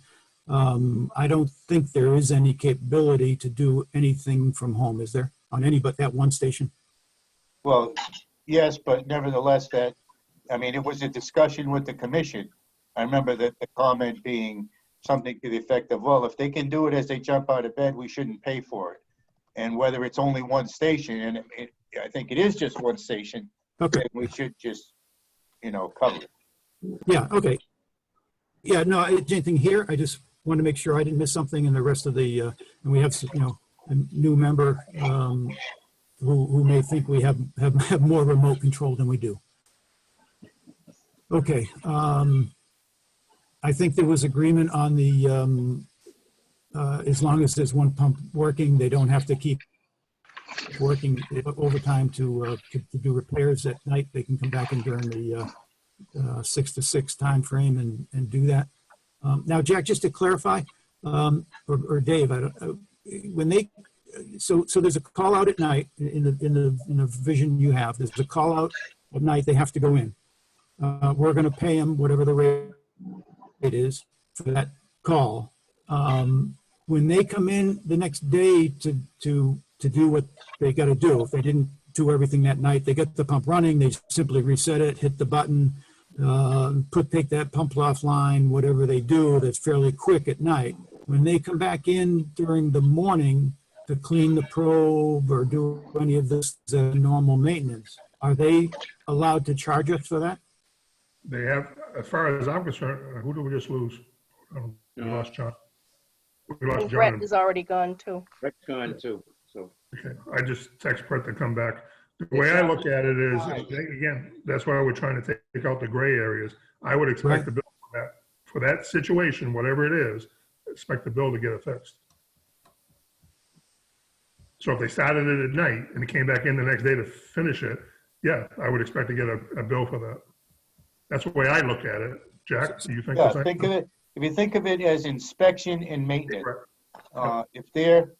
if they're fixing it with Carl's scenario, if they're fixing something and then they come in the next day and continue the repair or complete the repair, I would expect to be charged for that because that's outside of the inspection and maintenance. Okay, okay, so that's good, Jack. And again, we're trying to remove gray areas here. So there's a call out. It's 3 in the morning. They go down. and they I can't hear. a probe that's not working, but the other pump's working fine. They turn off the pump that has a problem. They come in the next morning, they take the probe out and clean it, which is a normal maintenance activity. Do we get a bill for that? I would say no. I would say You know, no if too. it's a But normal, listen, what's normal maintenance is normal maintenance. That's why we're trying to be specific with the list. And if going to Wright Pierce and extend is what you want to do, that's fine. The list is the list. If you're setting up a scenario where if the repair is done and if the completion of that repair specifically involves one element of the normal maintenance, I mean, that's a pretty specific scenario. But I would say normal maintenance is normal maintenance, and anything outside of that is repair that is billable. I want to make one thing clear. There's no such thing anymore as a major repair and a minor repair. I call them incidents. You have an incident, they pay you, they fix it, and they bill you for it. Basically, that's what I'm saying. Yeah, no major, no minor, no extensive. yeah, and I agree with that. But what it says is not the same exact thing as what I heard Jack say. An incident could be a probe that needs cleaning. Okay, But that's a normal maintenance item which Jack just said that would be covered. that we would not be billed for that. Not if they're coming out, at, excuse me, 1 a.m.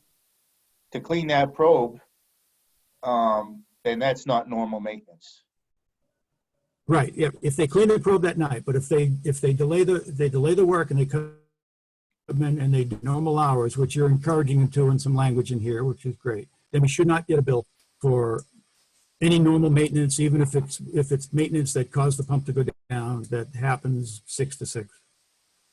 Yeah, I don't know. You know, you can come up with any scenario Yeah. you choose. I think it's covered. I think Dave's term of incident, it's pretty black and white to me. I mean, anybody else? Mike, what are your thoughts on that? No, I'm good. I mean, if, you know, something, let's go back to the probe thing. Okay, they come in, they shut one pump down because there's an issue. They come back in the morning, they find out it was just cleaning the probe, we don't get charged. They find out they got to replace the probe, yeah, we get charged. There you go. Simple and easy. Good. Okay, But good. That's a good. each one's going to be different. We could sit here for 20 hours and come up with scenarios of, You can. I'm not. and you know, that's I think what we ran into with SWS, and we're trying to eliminate that in this contract. Well, I mean, basically, you can have your tires checked, and the tires, you know, that's part of the service. Oh, your tires are fine. Go down the street and run over a nail, and boom. You know, just because it's, you know, it happens. So I agree with you, Mike. Go ahead, Carl. Okay. Reports, but I heard a discussion on reports. This contractor is going to have the most information about the systems. And I think what we need and what we've been lacking sorely when we come to doing budgeting is a good report on what the system needs, any recommendations on maintenance, capital investments, all the things listed here. Yeah, I hear you that, you know, maybe DPW should do these reports, but I don't think it's as effective. And again, we can't keep, you know, dumping things on DPW. I'm not sure DPW would you know, wants to do these reports. So I think somebody's got to give us this information, or else we don't know how to budget. We don't know, you know, where to put our resources to improve the reliability and effectivity of the system. So I think that should stay. Maybe we can modify it, but this report from them January, when our budgeting process starts, then we can actually, for the first time, we've never had a capital plan. We've never had a list of capital that we want to put into the budget, or a list of repairs, you know, or including manhole, you know. Carl, hold on. So Go ahead, I Jack. Can think you we- respond to that, Jack? I think when Carl starts talking about capital, a capital plan, we never have had a capital plan, although there has been agreement by everyone that we should have a capital plan. I don't know that the capital plan should be done by a technician. The technician's input and his reports to me on a weekly basis would document something, but somebody has to go in to each station and do an industry standard of when it was purchased, the industry standard being the lifespan, the year it should be replaced, and the estimated cost, based again on the industry standard. I think that's out of the realm of the technician. Jack, I absolutely agree. What you just explained is not what I meant to say.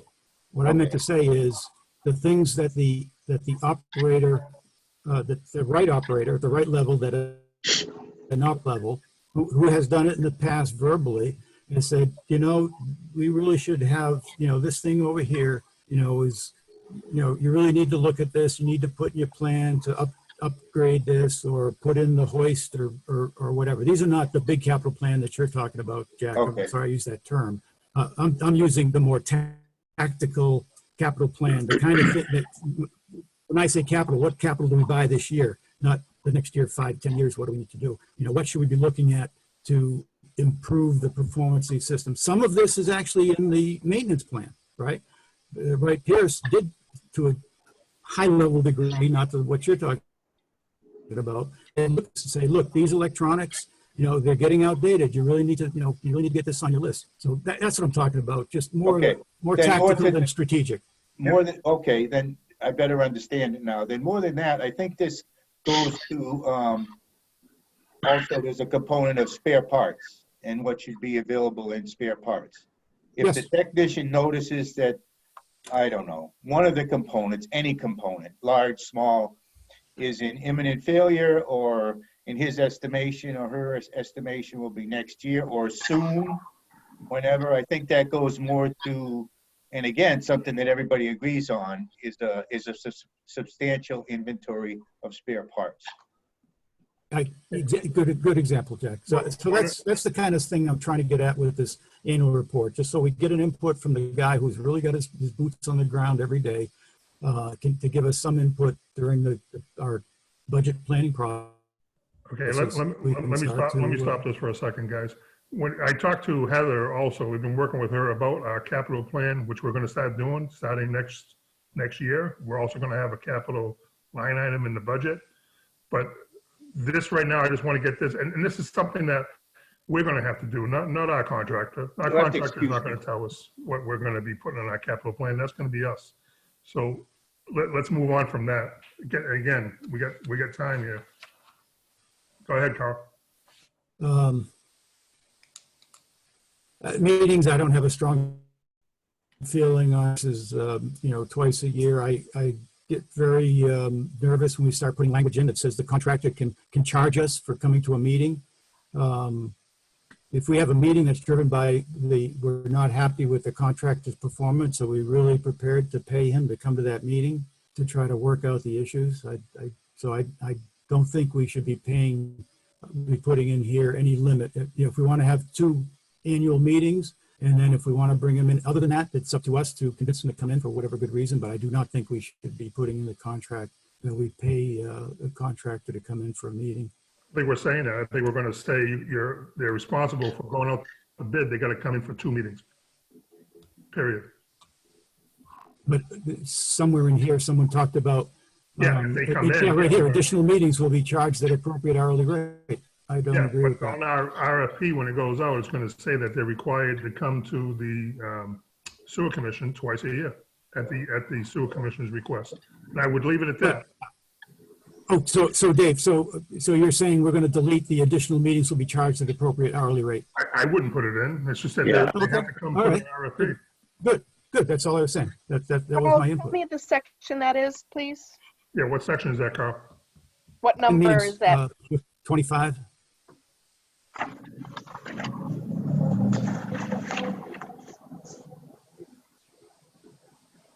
All right, I don't have the extra hourly there. Is that somewhere else, though? I know it is somewhere else. Additional, okay, and letter C, got it. Under meetings, Yep. C. C, got it. All right, we'll just remove that line. Additional hours, I mean, additional meetings will be charged. We'll just, if you're calling it in. Carl, we're running out of time, Carl. Are we all in agreement on the, sorry? We're running out of time, Carl. What else you got? Well, I don't know. It's left me to last. That's what happens. Are we all in agreement on markup that, I guess what I heard first was that the purchase orders are going to go through us primarily. We're going to set up accounts, but ones that do go through the subcontractor, I see 10%, someplace I see 20. Right, I need that clarified. That was two different inputs, so I just want to make Right, sure we yes, have agreement. So I wasn't asking you, Barb, I was asking the team here. Personally, I think 10% markup is, is bad for parts, but we should resolve that. Guys, any comment? Well, it was one of the things I passed on to Barbara. I understand the reason for the markup. 20 seems high to me. You know, I have no clue what industry standard is for that kind of thing, but 20 across the board seems a little high. So what do you guys think about taking out the percentage altogether? Just say standard markup and let the companies come back. They're going to come back and tell you anyways on the RFP, aren't they? Well, we've got to give them something. We got to give them something. We hope that we will have, at the very least, all the big money items, purchase orders for those, Right. and for many of the small money items. Do we miss something along the way? We'll only miss it once, because then we'll open up an account in that particular spot. Right. Mr. Mr. Chairman, Hold on, Carl, hold on. Jack, wouldn't we put in the contract just standard basic markup? When we I don't know what that is.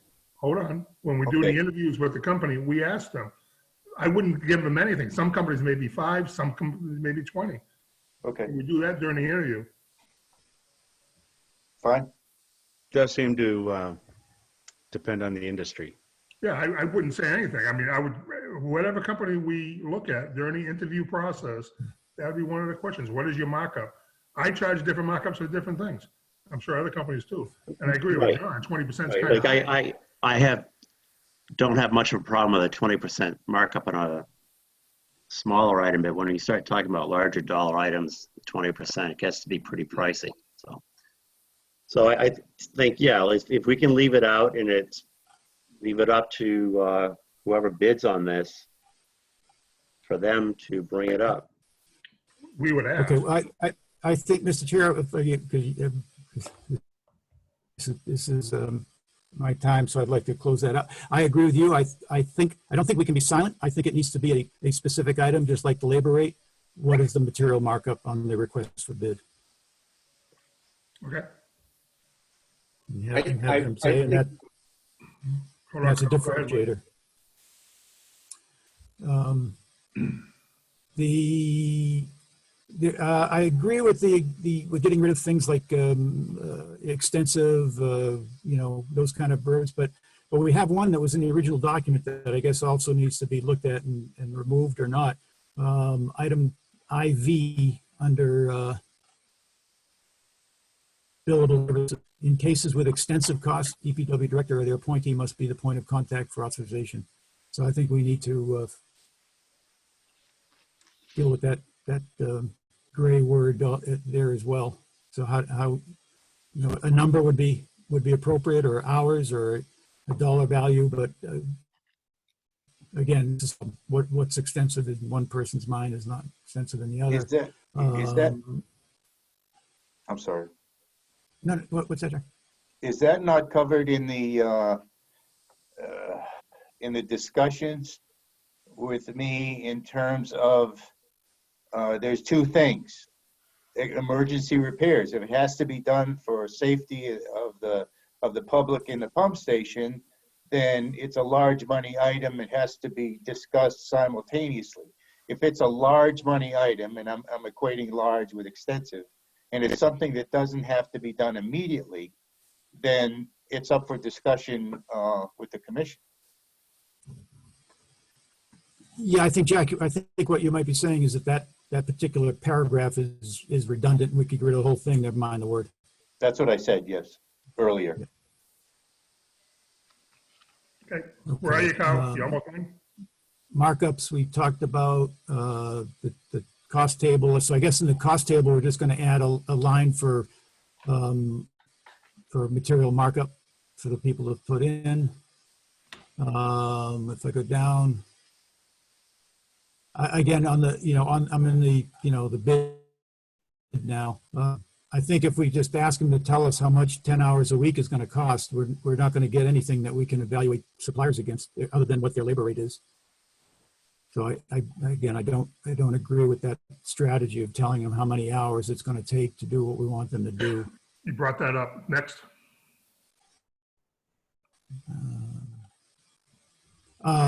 Compensation, item D, which is right at the very end. What page? What page? The very end. The very last item, D, compensation. I think we need to, I think I pulled this from the other document. And the key thing here that I think, again, to stay out of gray areas, is when invoices are, what's included in an invoice. I think we want an invoice that's of the same level of detail that Small Water was giving us. So I think we should be very clear to the supplier what that level of detail is, and that section is meant to reflect. Again, so we stay out of trouble. If we just get an invoice that says, what day and how's the dollars, we're not going to be able to evaluate if it meets all our criteria. Dave, That's it. Hold on, Kyle. Go ahead, Bob. normally that compensation section is a contractual section, not usually in an RFP. That's why it hadn't been in there before. Okay.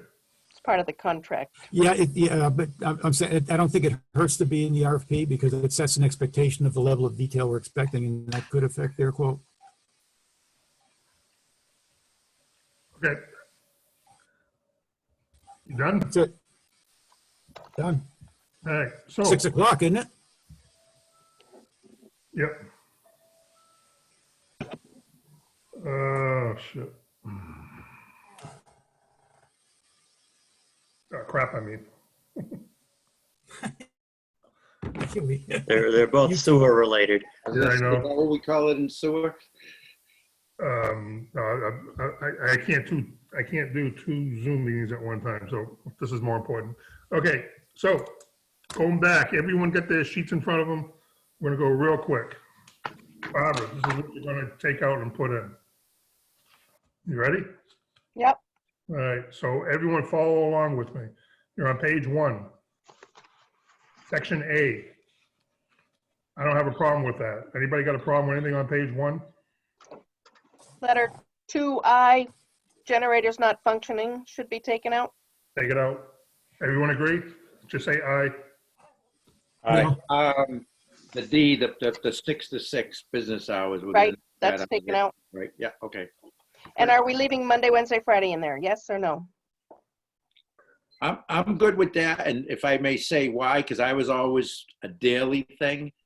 I'm pretty much going on Jack and Al's expertise, saying that every other day is fine. So I'm going by what the technicians are saying on that, and I'm good with that for that reason. My only comment on D is, I don't know, going back 6 years ago when Woodard and Kern came and did a tour of the pump stations, I seem to remember them talking about a DEP standard for how frequently pump stations had to be visited. I have no clue what that standard was. Just want to toss that out. So, but for us, I think Monday, Wednesday, and Friday is probably okay. Anyone else? Brett? Yeah, I don't agree with the Monday, Wednesday, Friday, but I mostly don't agree with the 10 hours that we're telling them how many hours it takes. I mean, I don't, when they come back and say, yeah, I was there Monday, Wednesday, and Friday for 10 hours and I couldn't accomplish the checklist, then where are we? Okay. Anybody else? Why do we have to tell them how much time? Carl, hold on. Brett, what are your thoughts? I guess I thought you might want to pick Jack's brain a little bit more on that. Since Nothing the left. transition, the typical week, do we know how much time they've been spending on maintenance? And are they covering all these points? That's a loaded question. Do I think that Oh. it started out with Al and John Mohammed doing the appropriate amount of work? Absolutely. Do I think that enough time was spent at the end of the contract? Absolutely not. Okay. I got that 10 Yes. hours in my discussions with Al, quite candidly, and he felt that that was plenty of time to insist, to say it should be more, and this goes away from Carl's point, but to say it should be every day, then he feels like we're spending extra money for nothing. I understand Carl's point, but what I understood to be my charge was to have some sort of apples for apples base function and time so that we had a base price for our contract. Mhm. Yeah, and I like yeah, it. I'm the only dissenter here, so I'm not going to fight against the Monday, Wednesday, Friday anymore. But the 10 hours is huge in my mind. If we're telling them, we're basically telling them the base contract is 10 hours a week. Give me a quote for 10 hours a week. You're not. You're giving them a 10-hour week worth of scope of work. So let's move on. I was gonna say, Well, Your Honor, if you read the request for quote, it says 10 hours a week. And the scope of work to go with that 10 hours. John, what do you got?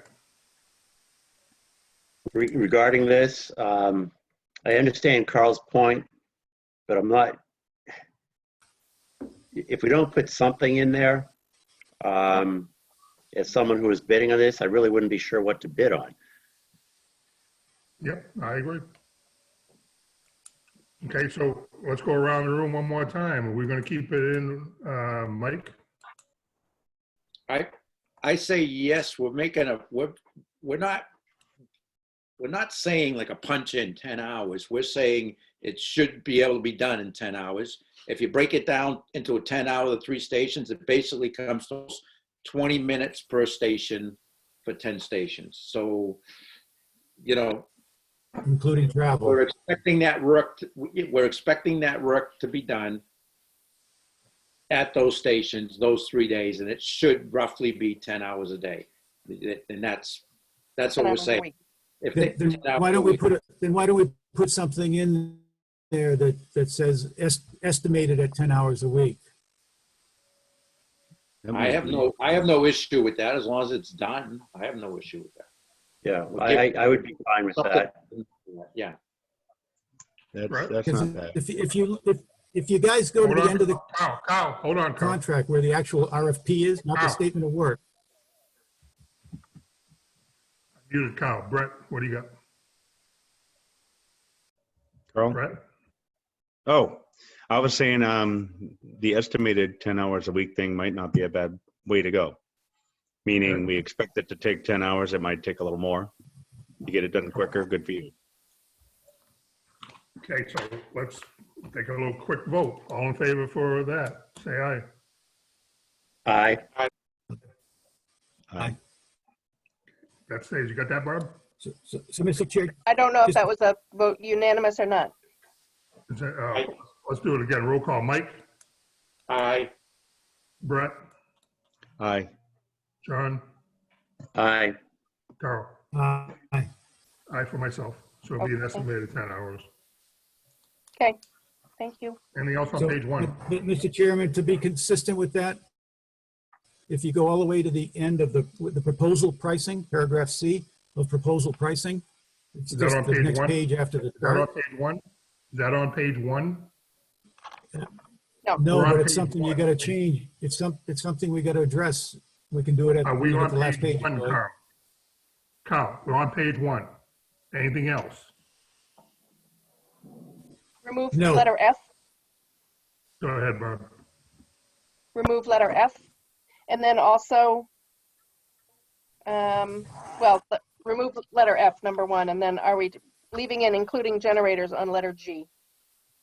Oh, yeah. Good catch. I would take out including generators. Yeah. I think generators fall under the regular checklist that's covered there, and there's gonna be a contract on them. So I said take it out of there. Yeah, And letter F, that's become a moot point, right? So that's out. I think it has. Anybody else? yes, should be coming out. Okay. Okay, thank you. Yeah. All in favor of those modifications? Mike? All right. John, I. John, aye. Brett? Aye. Carl? Aye. Aye for myself. Page 2. Okay, Carl, what are you saying now here on page 2? No, my comment is way at the very back end. It's in the actual request for proposal. Okay. Page 2, the top has that letter 1 or number 1, if a third-party generator contractor is required. Is that necessary if we're going to have it's going to be a separate RFP? Good point. I think not. Yeah, remove that. Okay, and the other thing is just in letter O, I'm just removing generators. Those are the only 2 changes I have on this page. Agree. Yep. Okay. Okay. Any questions on that from anybody? Mike? No, all good. Okay, so let's go vote. And if you have any questions when I call your name, bring it up. But Mike, you want to go with this? Aye. John? Aye. Brett? Aye. Carl? Aye, Aye for I myself. think so. Dave? Go ahead. Carl? Page 3. Go ahead, Barb. Number 22, meetings will read, attend sewer commission meetings twice a year to present operational reports, et cetera, et cetera, et cetera, with no other mention. So, is that all right? Move on. I'm sorry, go back one more time. I lost you a little bit. I'm sorry, just on 22, the only change is the first line, attend sewer commissions 2 times a year. Instead of quarterly, replace quarterly. Yeah, would that be redundant with meetings? Would that be redundant? Do we need that? It could very well be. They're probably submitted separately. Yeah, I could just remove it. Yep. Well, pull it out of there. All right. If there's anything in the meat of 22, I will put it in the other one. So Okay. Item 23. this Remove. is the one where there's majority wanted to remove it. This is the manhole monitoring. The only concern I have about that is, and Jack, are you still there? I am. If we take out on page 3, number 23 is the manhole situation. Is it possible that I want to keep that, but it's not a contract issue, it's more of a request. So if we hire a company, you say to Al, hey, I want you to do this at an hourly rate, that would cover us, is that correct? Well, I think I think manhole inspection, if you're gonna go to that, you should have a manhole, schedule of manhole inspections. There are a great number of manholes. Do you just say monitoring of manholes, or what does monitoring? I mean, I know what monitoring means, but what do you do? Do you do X amount a year? Do you monitor all the manholes, inspect them yearly? I mean, just to say monitor and inspect manholes, I don't think you can put a value on that. Mr. Chair, Carl, go ahead. it's reasonably clear, and that's the importance of referencing the maintenance plan, because the maintenance plan I'll let you guys talk. I gotta get this call real quick. Go identifies how many manhole. What? Did he take the phone away? I didn't catch your whole thought, Carl. Yeah, Carl. I thought Dave left us. I didn't want to Yeah, he said continue have to do though. it twice. We're listening. Oh, he did. I'm sorry, I missed that. Thanks, Mike. Yeah, the maintenance plan identifies manhole inspections, how many, you know, what percentage of manholes get inspected every year. So, and this document references the maintenance plan as part of the activities covered. Now, all of these things are, you know, are kind of, you know, are beyond the normal maintenance of pump stations, so they're all billable things. But somebody has to be overseeing and implementing and be responsible and understand the maintenance plan. So, so yeah, there is clear definition on what manhole inspection means. Well, would that depend on the manhole, what's in that manhole, or are we just talking the covers? No, it's my understanding from the maintenance plan and what we did. It's you pop the cover, you do an inspection, and you write it up, and then you make it part of your report, and then the DPW or sewer commission has to decide, are we going to fix it, not fix it, and they make a recommendation, obviously. But Well, if that's going to be part. Inspection of manholes is a pretty standard thing in the industry by people who know, who are not me. I think we're adding a big gray area with that. I think that. Go ahead, Jack. No, by all means, I interrupted you. That's all right. I think we're leaving a big gray area there. I say we leave it out of there. And if, Jack has an issue, if there's an issue with a manhole, whatever, and he wants to use them, we know the billable time, and that's what we do. Or we can use another contractor to do it. I would agree with that. I think So what Carl, I don't want to speak for Carl, but I think what he's saying, Mike, is that, things like I said, the rattling of the manholes, that's one thing. Yeah. To the maintenance plan and the inspection of the manholes, there is a more specific criteria in the maintenance plan. Now, if we want to do that and put that in the RFP, that has a whole section of itself for itself and has to be specific. In other words, we can't just say maintenance of the manholes. We have to say X amount of manholes are going to be inspected annually, and a report will be, submitted to the DPW, and repairs will be done by others. It has to be something like, you can't just say, you either have to leave it out, or if you're going to say manholes have to be inspected, you have to have specific criteria as to how many, what, and what the protocol is. In the past, was SWS doing this? No. Why is it even in here then? It had been Because originally removed. Because somebody has to implement the maintenance plan, and I don't think the DPW. Well, this isn't part of that. This is an RFP going out for our sewer stations, not for that. We have to look at that as a whole different thing. This operation plan addresses the entire sewer system. It's not just not about pump stations. No, it is about pump stations. We're going out and trying to hire a company to do that part of it. Well, they're not going to take care of our whole sewer. I think you're way off base here. They're not going to take care of the whole streets. SWS didn't. Why would we? With all due respect, Mr. Chairman, I don't think you read the title of this document. Then we got to change the document. We're trying to replace SWS. That's what we're trying to do, right? If you add the element of, I think this is a significant task. I'm not going to argue with whether it should be in or should not be in, but more to the point of if it is in, I think this will be a substantial increase in the contract amount. Yeah. No, because none of that is covered on the contract. The only thing covered in the contract is the 10 hours a week. Everything else is time and material. Well, why can't we do that and just send out an RFP to companies to come and do that?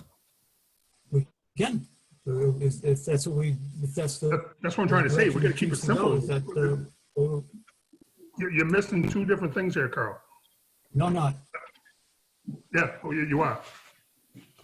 And if that's a special project that wasn't covered under before, we send it out to bid to somebody else. Let's move on. What's our vote on that? Are we keeping it in or taking it out? Mike? I just have one quick question for Jack. Jack, in the past, how did they handle the manholes? SWS wasn't doing them. Was it like you just? The how was it? manholes were not inspected townwide on a regular basis. Okay. They were any problems with the manholes, if they became evident, were purely reactionary. Okay. So then I suggest we leave it out.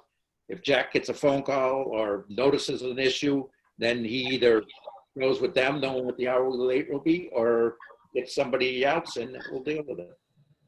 Simple and easy. I think you got to look at this this is a situation where we get the RFP out as far as somebody handle similar to what SWS do. And then as we go along to implement the maintenance plan, no one's saying we're going to neglect that, but there might be some more people involved in that. And the more people we can hire and get involved, the better it'll be for the business. Not just rely on one company. I would take that out like we did with Weston Sampson. Didn't they do that for us once, Carl? Yeah. They remember they went around and inspected every manhole. Wright Pierce, I think, did that. Regularly, we paid Wright Pierce to go inspect all the manholes. We found a ton of problems and have done a little bit, not enough. I don't recall it being a ton of problems myself. And I think going forward, that's what we're going to have to do. I mean, the more subs, the more companies we get involved, the better it'll be for a base for us to go to different people at different circumstances. That's my recommendation. But anyways, let's go back. Are we keeping 23 in or out? Mike? Out. I'm sorry? Out. Out. John? Out. Brett? I say out. Carl? In. I'm sorry? In? Out for me. Take it out. Anything else on page 3? Number 24, take it out. Yeah. Yeah. Yes. Take it out. Mike? Yeah. Out. John? Yes, John? out. John, out. Brett, number 24? Yeah, we had this discussion. I say 24 out. Carl? Out. And out for me. All right, Anything else? under alarms, I have letter D, changed from 1 to 2 hours on site, 1 hour remote. I'm not sure I wrote that down, but just replacing the 1 hour response. Okay, wasn't there some discussion on sentence A about whether it's, Hey, I have a question mark on that. Yeah. Yeah, I got a question mark too on a. Remote, no charge, basically. right, if they show up billable? But remotely, no charge, I think was what we agreed to be the simplest thing. Can we just, it appears strike that out of there? Hey, can we just strike it out of there? Isn't it? Don't we Yeah, deal with I'm it? just wondering, how would the company know that they got to do that? So, Well, I thought it was somewhere else in here. Maybe I'm wrong. Yeah, It it is. probably is under non-billable. Yeah.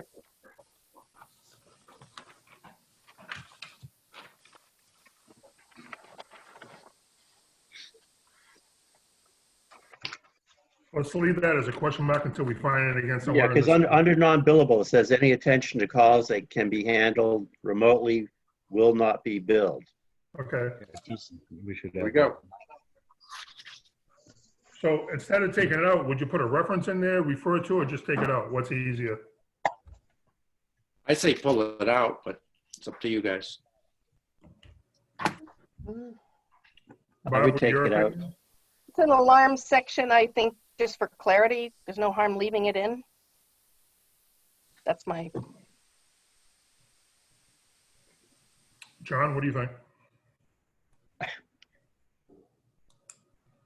You know, honestly, either way is fine. Let's leave it in for clarity. Yeah, Brett? Actually, I lost track. What letter are we on now? Page 3, letter A, under A. alarms. Oh, okay.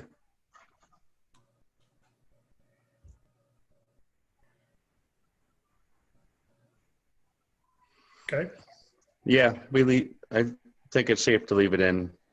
Carl, Leave it in.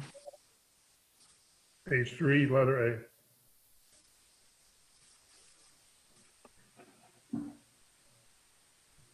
He said leave In it or in. out, Carl?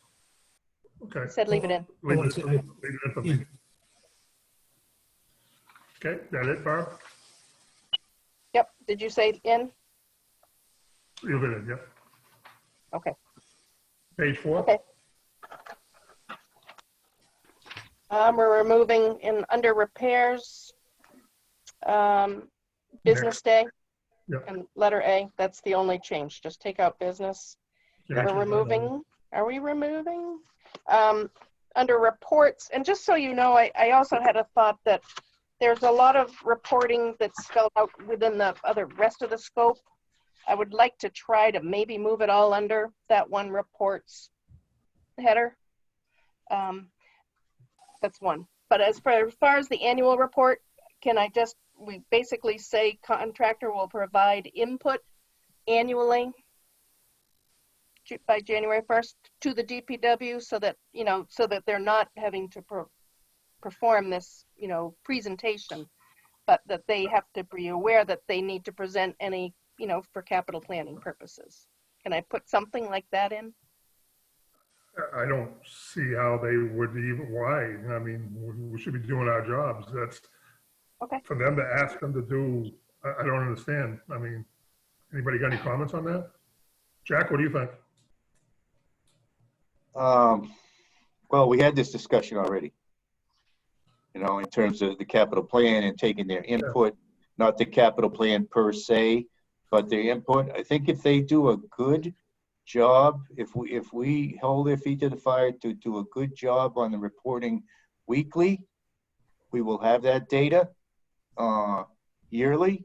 However, I don't think it's a bad idea to put upon them to do that as well, to look at their own reporting and give some sort of annual report. It wouldn't be in January, but I don't know when it would be. But I would be in favor of them consolidating all their data, everything they've seen, all their reports that are on record, and just supply us with a narrative. How about annual recommendations, upgrades or something like that, recommendations, so we're not. How about an annual summary of the system? Yeah. Semantics, yeah. I think you're both on the right track. Yeah. Okay. Hold on. John, what do you think? I would support any words that accurately put what Jack said in place, because that's the correct message. Okay, yeah, it's some kind of annual summary, knowing that, so they'll know we're looking for something from them. I like the word recommendations. I think Okay. that's a good thing to have in there. Because then they're not throwing fluff at us. They know we actually want to know what they think about. All right, so going forward. All right, that sounds good to me. Annual recommendations, Barbara, that sounds good. Yeah, I like that. We'll have Bob take a crack at this, and when it comes out for review, take a look at it. Okay, is that it on page 4? On meetings at the bottom, Meetings. just, yep, 2 times instead of quarterly. Right, yeah. Correct. Okay, page 5. Now, back to that though, under B. Do we have to have a weekly meeting, or is Jack good with like phone conversation? Do you know what I'm saying? In other words, we're asking them to come in, take up Jack's time like once a week that might not be needed, as just like a phone call could take the place of it. It does say in person or by phone at the end of that. Yeah, look at page 5, Mike, at the top of page 5.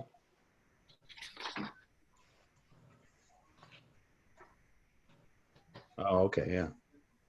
Oh, okay, got it. Didn't follow through on that. Yeah, no problem. Okay. In C, I thought, maybe I got lost track. I thought we were going to get rid of specifically saying that additional meetings would be charged at the appropriate hourly rate. That's page 5. Are we? All right, we're Yeah, just I'm starting page 5. we're slicing that out of that and deal with it as it goes. Yeah. Yeah, we're not on 5 yet. Oh, we hadn't finished page 5. We just started page 5. That's at the top of page 5. Right, yeah. Yeah, I'm okay with what Kyle said, taking the additional take it meeting. out. Yeah, Yeah. take it out of there. That way, if they don't ask for it, they don't ask for it. Correct. I mean, that's their own business. Right, yeah.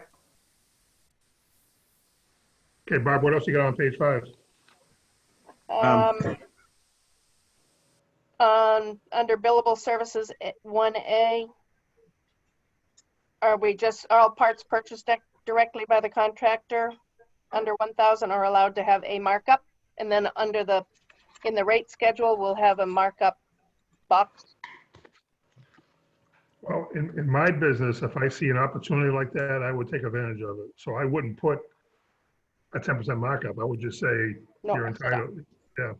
I mean, a lot of times now what they're doing with contracts is they're asking you up front with the RFP, what is your overtime rate? What is your normal rate? What is your change order rates? What are your markup rates? And that's all done maybe Heather should look at that and putting that into the RFP. It's one Yeah, page. no, I was leaving it blank I would leave it was blank. just allowed to have a markup. And then in the rate box on the next page, they have to define their markup. Yeah. How about allowed to have a markup to be determined in contract or? Well, there's a way we can do it so we can ask them what their markups are and they should fill it out. I'll send you over a sheet, Barb. You can see what I'm talking about. Yeah. But some companies are going to be 5%, some companies are going to be 7%, we're 8% on markups. It depends. But if we say 20%, if it was me, I would do the 20. I was toying with when we interview them. I was toying with why can't we do a markup range? In other words, $50 and under, 5%, and so on. Something like real quick markup range. That sounds too hard to track. Yeah. Well, if it's kept simple enough, just simple wording, $1,000 and under, you can get 10%. Like let them fill that in. Yeah. $1,000 to $5,000. The page could be structured that way, right? Dave, you said something. Hold on, guys. Hold on. Hey, guys, one at a time. One at a time. All right. You You done? said you had something you could send over to Barb Yeah. that you use. Why don't we go with that and we'll see how it looks. It's right on the front page. It tells you what everything is and what their markups is on everything. So, okay, so let's go back. Are we keeping that in or taking it out? I like Barb's suggestion if leave it in and have a markup, no percent per contract. And then, Okay. and then Right. and then in the table, we give them, whatever your table looks like, Dave, or whatever to fill out. Right. And it could have multiple things like Mike said, and that becomes part of the contract. Okay. There we go. So they can fight the reason if they want. So Bob, go ahead. Number 2 was someone recommended removing that be entirely, number 2, unless otherwise specified. Because it I talked think about extraordinary and extensive, so we wanted to possibly just, I would take that out. Yeah. But let's go with Mike. Yeah, I'm out. Pull it out. Carl, I'm okay with taking it up. Brett, Yeah, we can take that out. John, Yep, I'm all set. Take that out. and I for me. By the way, I'm calling different now because you guys changed on the screen, just so you know. Well, that's because I've dropped out a few times, I think, but Yeah, and Brett did too, so you're coming back up in different positions. Okay, one go other ahead, Barb. change that I've made throughout the contract was just that on a time and materials basis. If it appears anywhere, I've changed it as on an hourly basis because of what Jack had said. So letter or little number 1, labor hours beyond the scope of the contract are billable on an hourly basis. So I probably would take that out. take it. I mean, do we even need that whole items 1 through 7?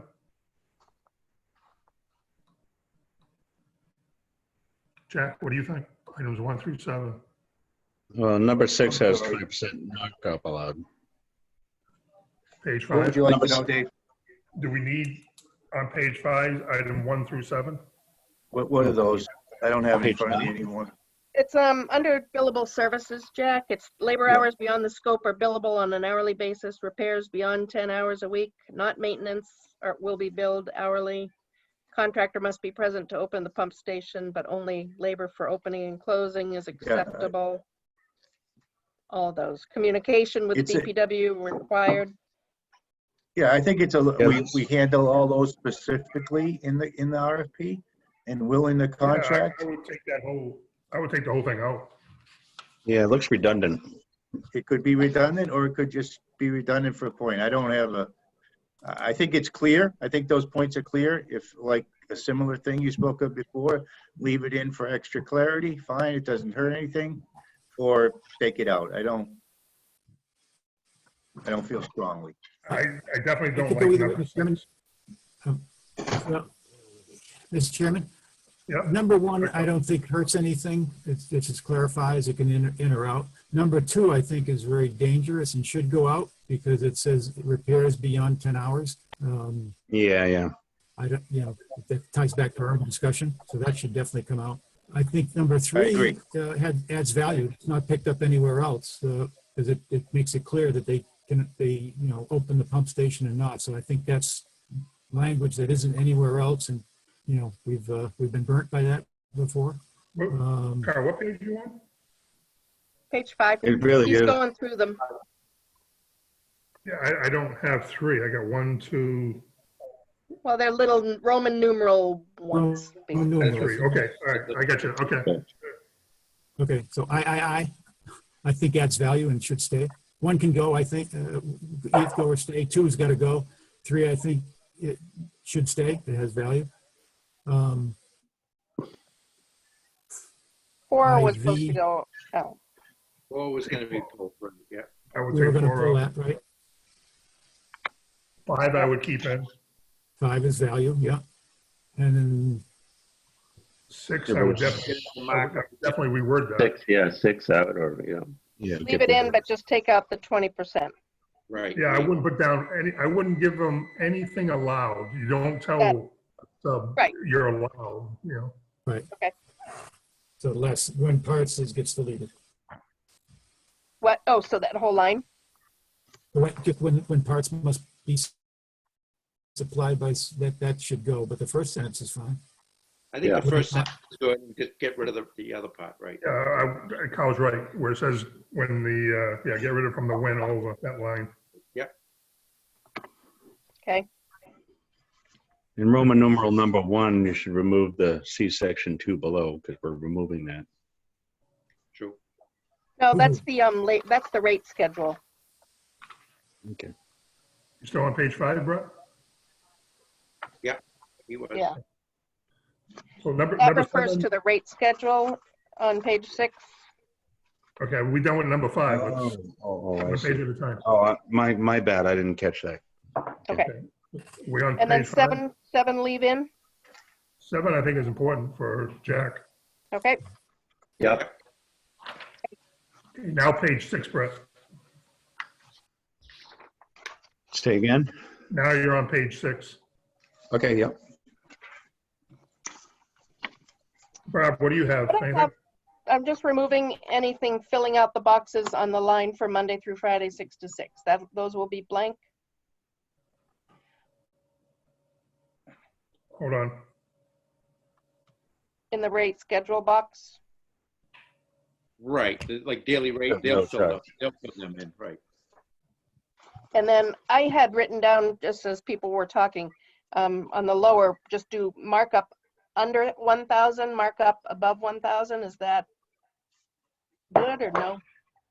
Well, I think Dave's sheet's going to clarify that, right? Yeah, Okay. I wouldn't, All right. Yep. So the only thing is just remove those things in those boxes. Correct. let's go over the time range again one more time. There seems to be some confusion on that. So Monday through Friday from 6 to 6, it'll be just their hourly rate. No overtime, no time and a half, Right. just Straight. hourly rate. Right. They get a phone call at 6:05, it's time and a half, right? Okay. Yeah. So I would leave those NAs in those boxes. You have to Oh, I ask, got Remove the note. Yeah, Yeah, exactly. leave the M, yeah. Right. Just get rid of the no charge on daily rate. Yep. Just Okay, Just occurs to me here, looking at this chart. If we're giving them a time, 6 to 12, for example, right? 6 p.m. to 12 a.m.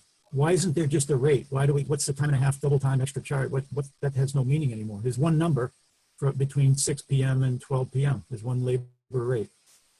true. Right. You've got to reconfigure the chart, Barb. yeah, You could just get rid of that whole section if you wanted to, and just leave it. so in just the- leave yeah. rate, just leave rate, correct. Just Right, the right. rate for that time period. Yeah, Yeah. that- Okay, The only other thing on the chart that we're missing is that it really implies that there's a rate.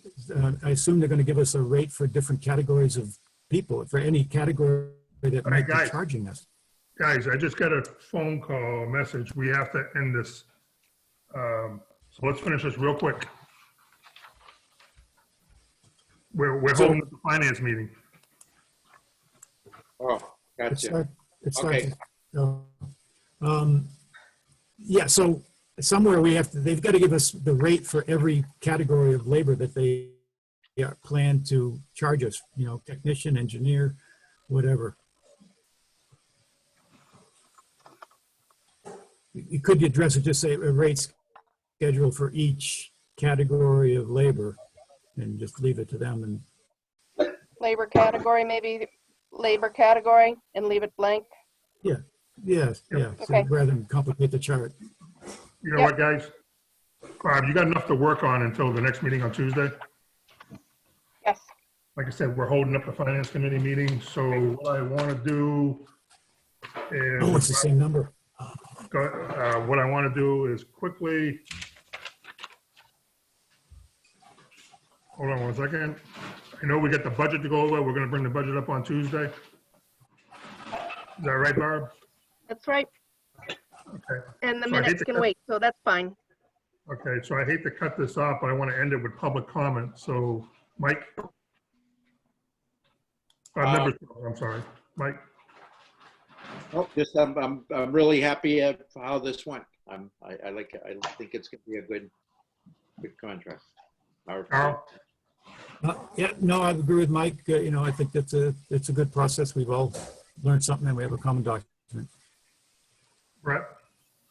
I'm very happy with what we accomplished tonight. I feel good about it. Looking forward to the final product.